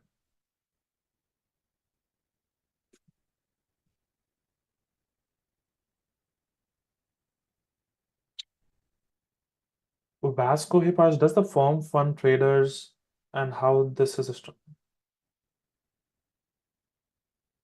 So yeah, I'm talking about the prop firms, guys. Go to their websites and do it. I'm not like, we are not a firm. Babel Traders is not a firm. How they're structured, how they're funded, but you can absolutely uh, get an access to a uh, funded account. But it's not, a prop firm is something you get. You are heavily invested, like you're doing full time for them. It's a job for them. You have a minimum amount set that you're gonna get, and then on top of that, you're leveraging prop firms' money to trade, and your performance is very much dependent on how. Okay, so Apple is selling off again. Nice, very nice. This is the trade I imagine, guys. This is the trade I.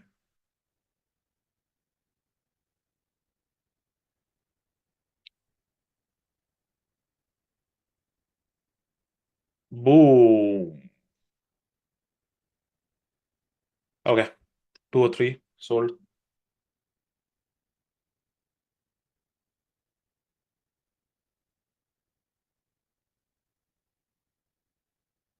What is the ticker for Webull? I haven't seen this ticker. What is the ticker for Webull?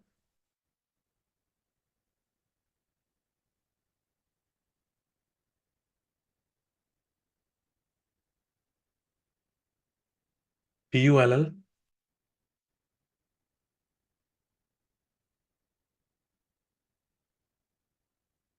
Man, what is happening with this ticker? Oh, wow. Like it went from 26 to 58?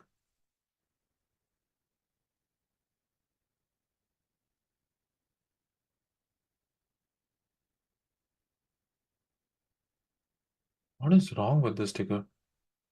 I'm sure there would be a news or something.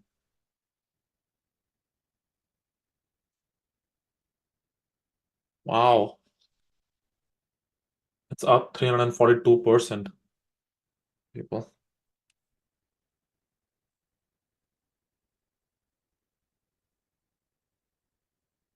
Man, this apple just keeps bleeding, which is, I knew this was gonna happen.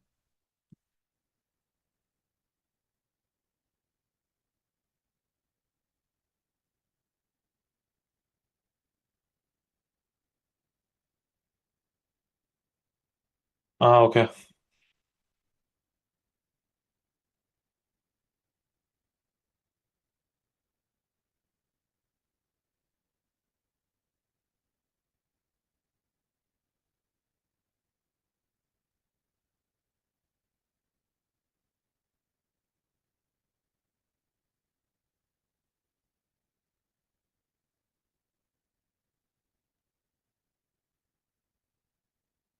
Man, what a sell-off on Tesla too. Everything is selling off now.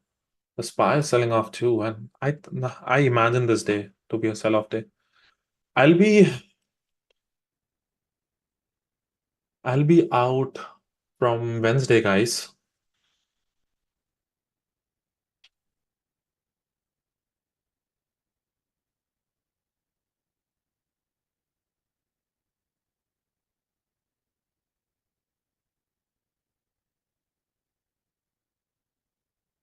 Suppose if the first trade is loss and reach daily drawdown, like your max loss, you usually trade for a win or you call it a day. I wouldn't risk my either max loss or a no, I wouldn't risk the first trade as my max loss. Like you have to risk it in a proper fashion. Like it's not one trade should not uh, uh, uh, be like your entire daily risk. That should not be the case. Okay, covering some more. Things are getting heated on Apple. Let's see. My 200 is gonna be my final target.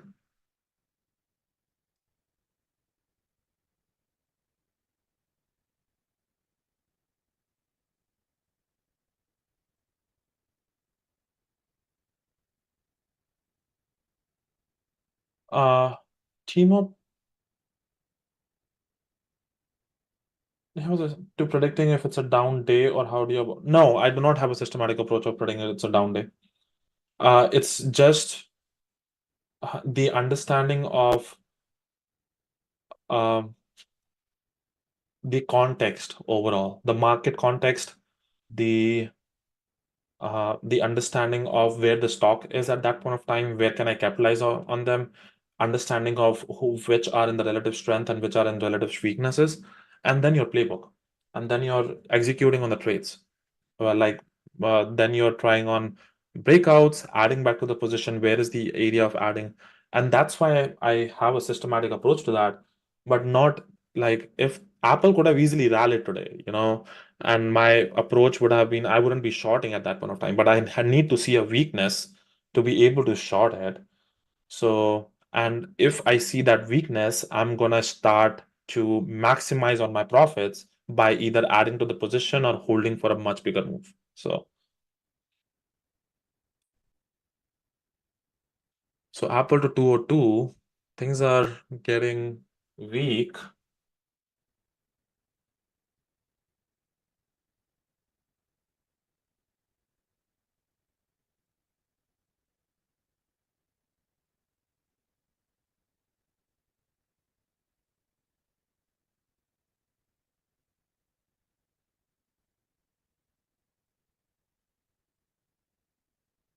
Yeah, the price action like this on Apple, guys, this is what you call an automatic trigger on a sell by given to the market makers. Try to sell as much as possible all day. This is an all day sell pattern. And when I see something like this, like usually when this happens, usually there is a little bit of bounce, holds close to the VWAP. And once that breaks on the downside, right here, like it happened here, when it breaks on the downside like this, it never comes back above this. Like this area, it never comes back. And that's why I was more conviction that it's a short here. Even though my average was above 208, but I in my head that it should never come back above here, above this 203 area. And that's basically, understanding, having those charts uh, over, like reading those charts over and over again, and that's how you do it. You see it, the pattern, you see it over and over again. When you have an algorithmic sell pattern on a given stock, it usually sells all day. And now the SPY is also helping too, to be honest. So I wouldn't like there are a lot of factors that combine together. Sometimes you won't see it, but when you see it, if you can capitalize on it, that's what these moves can make your weeks, months.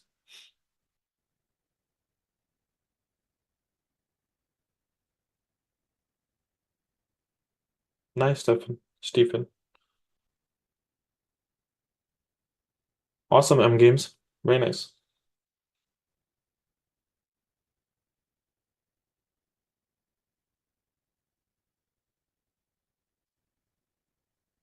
Yeah, Tesla was a little difficult today.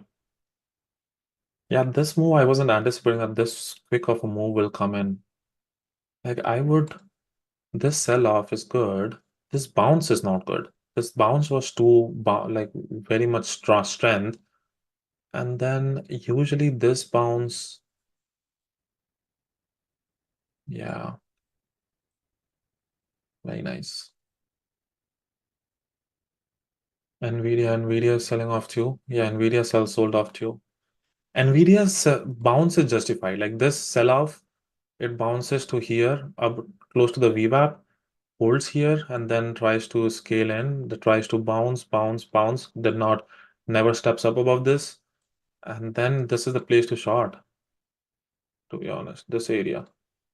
Or I think Avi would have shorted this area. He likes to short at the retest, and this is a very good area to short and then scale out to the profits to the downside.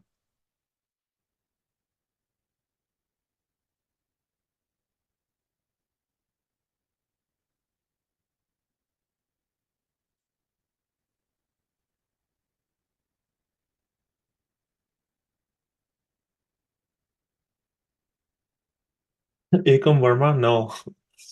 My LLC is in US. Yeah, Finance Finesse. Yes, I use Dash Trader. Go to dashtrader.com. For me, I trade through an LLC, so I placed close to like $400.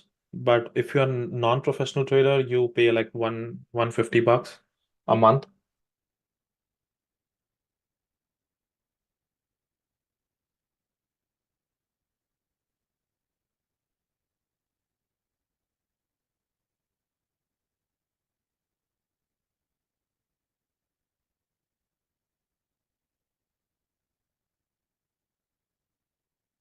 So Apple continues to be weak. Let's see if it goes below 202.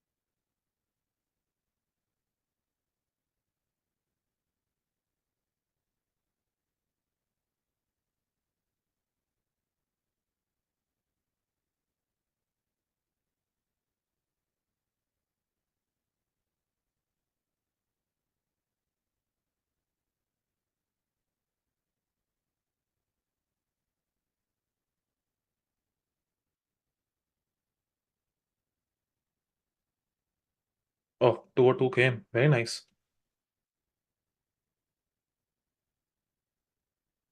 Let's break below 202. 202 is holding.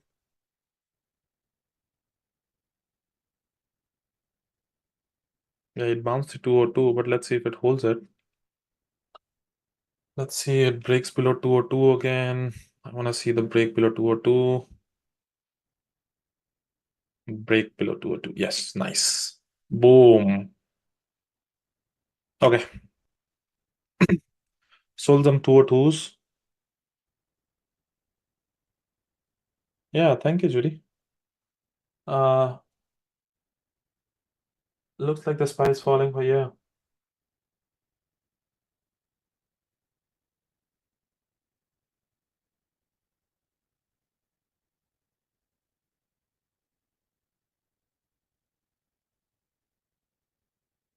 So T Diddy, that's my way of trading.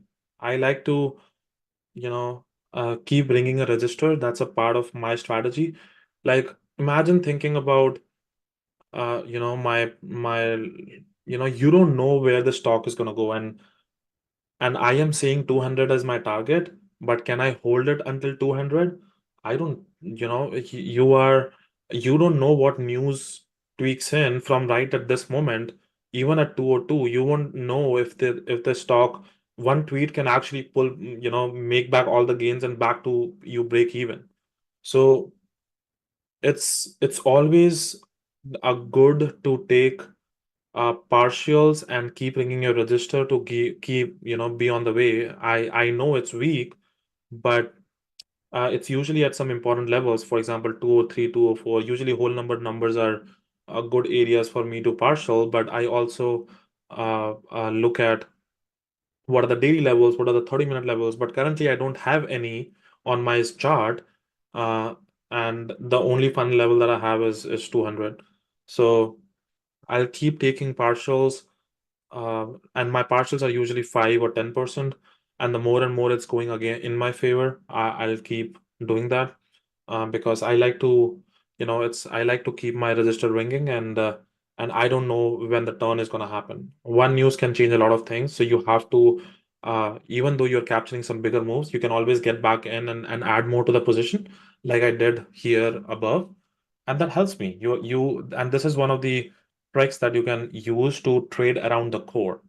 Like imagine the fact that are you able to hold 1,000 shares, let us say 1,000 shares you're shorting it, and are you able to hold from 210, 211 to 200? No, but what you can do is you can take the 1,000 shares, scale out your positions maybe to 500 shares, and add back another 500 shares, and then scale out another leg to the downside. And that's a way of doing it. You're still playing around. End of the day, would be making a very similar money holding from 1,000 to your target, versus the scaling to the position and then adding back in, because you're utilizing your capital over and over again. So that's one thing. Second thing is the psychology. Like if I see, like if a stock moves in my favor and then I do not take partials, and it comes and stop me out at break even, it messes up my head, because I had profits on my table. I did not capture it, and it breaks out, it get me stopped out, or breaks out at break even. It messes up my head psychologically.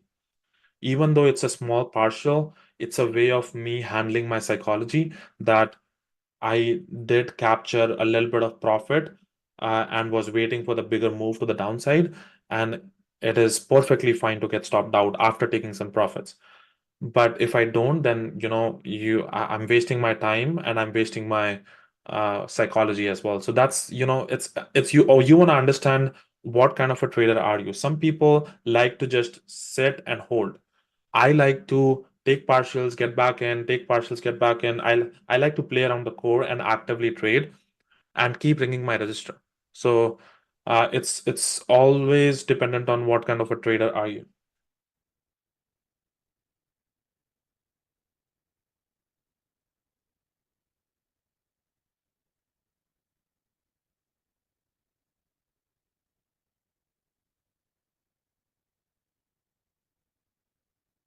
So my stop here would be the change of the trend. Uh, Believable. A change of trend would be I want to see the like this trending, the 9 EMA, the 20 EMA, the 50 EMA, everything is on the slope is negative, right? But I want to if the buy I want to see strong strength with volume coming back in, and then the moving averages are converging towards like this, and then this things are eventually stepping up. That's what I'll get out because that's a change in character for me. My average is still this thing around 207 area, but I won't wait for 207 to stop me out. I would wait for it to converge, and if that character is changing, then I'll maybe this is the bottom. You don't know if 202 is going to be the bottom or 200 is going to be the bottom or below that.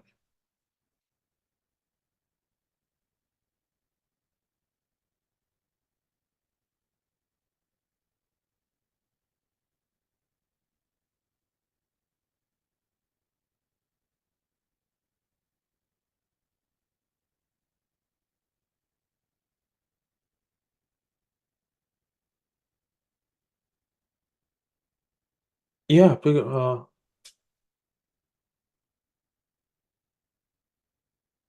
yeah, and that all completely depends on the nature of trading or the type of a trader you are. Yeah, yeah, Matthew. I do have like it's trend line is not a decision maker for me, but I like to see that now somebody is buying. Somebody started buying it on Apple. Somebody triggered. A lot of volume came in on Apple. So now this would might catch my attention. Now this it doesn't mean that it's gonna bounce from here, but this could mean that this could be a change in character. If it just loses its gains again, then maybe the sellers take over again. But this would catch my attention on what is happening. Like that volume came in with, I think the last 20 seconds was a very high volume. And now let's see if it's trying to hold. And now you would see the 9 and the 20 would starting to converge. Like what they would do is they would start converging right here, here, here, and then they would start stepping up. Same with like they would cross and then stepping up. And then 50 would take a little bit of time as it's more like a ship, and it would just like this. It would try to do this. And that's when you know that, the last 14, 13, 14 areas are uh, 13, 14 candles are usually the buyers are trying to step up, right? This area. And you would see that on the tape, to be honest. Like technically, I can get out here at this point, but I am in no rush.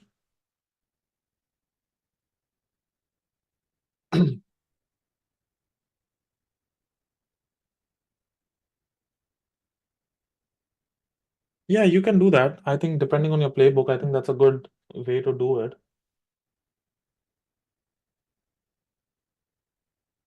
But the problem with me, like the thing is, if you tighten your stop loss to your target, the chances of very close to the chances of you getting stopped out is going to be higher.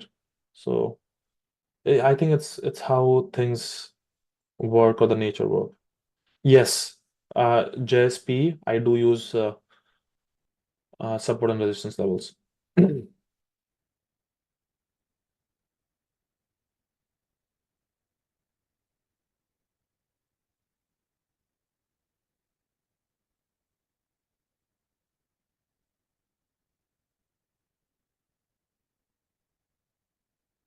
Now everything is bouncing across the board.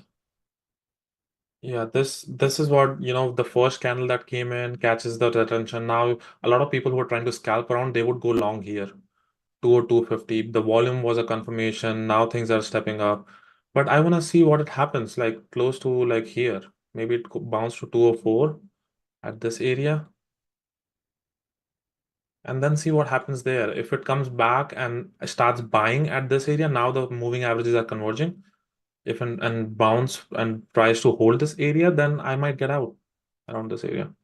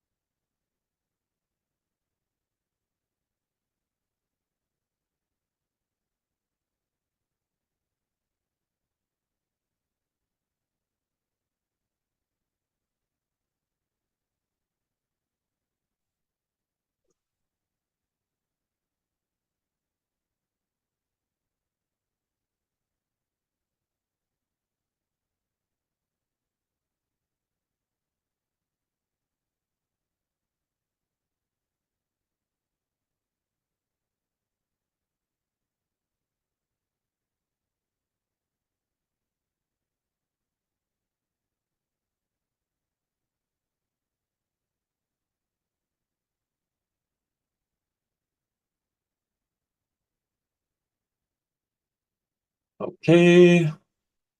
Things are more bouncy.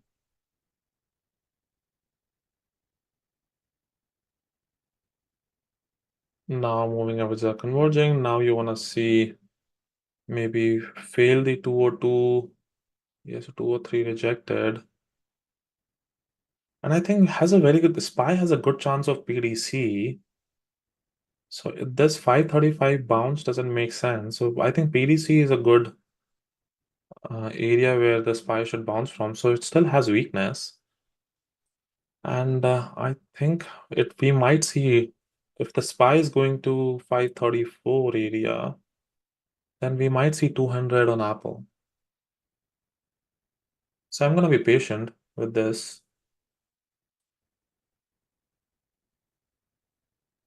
Okay, guys, I think it's close to top of the hour, and let's wrap it up. I hope it was a valuable session for you, and see you guys tomorrow in the chat room and YouTube at the same time. Thank you, guys. Have a great rest of the day.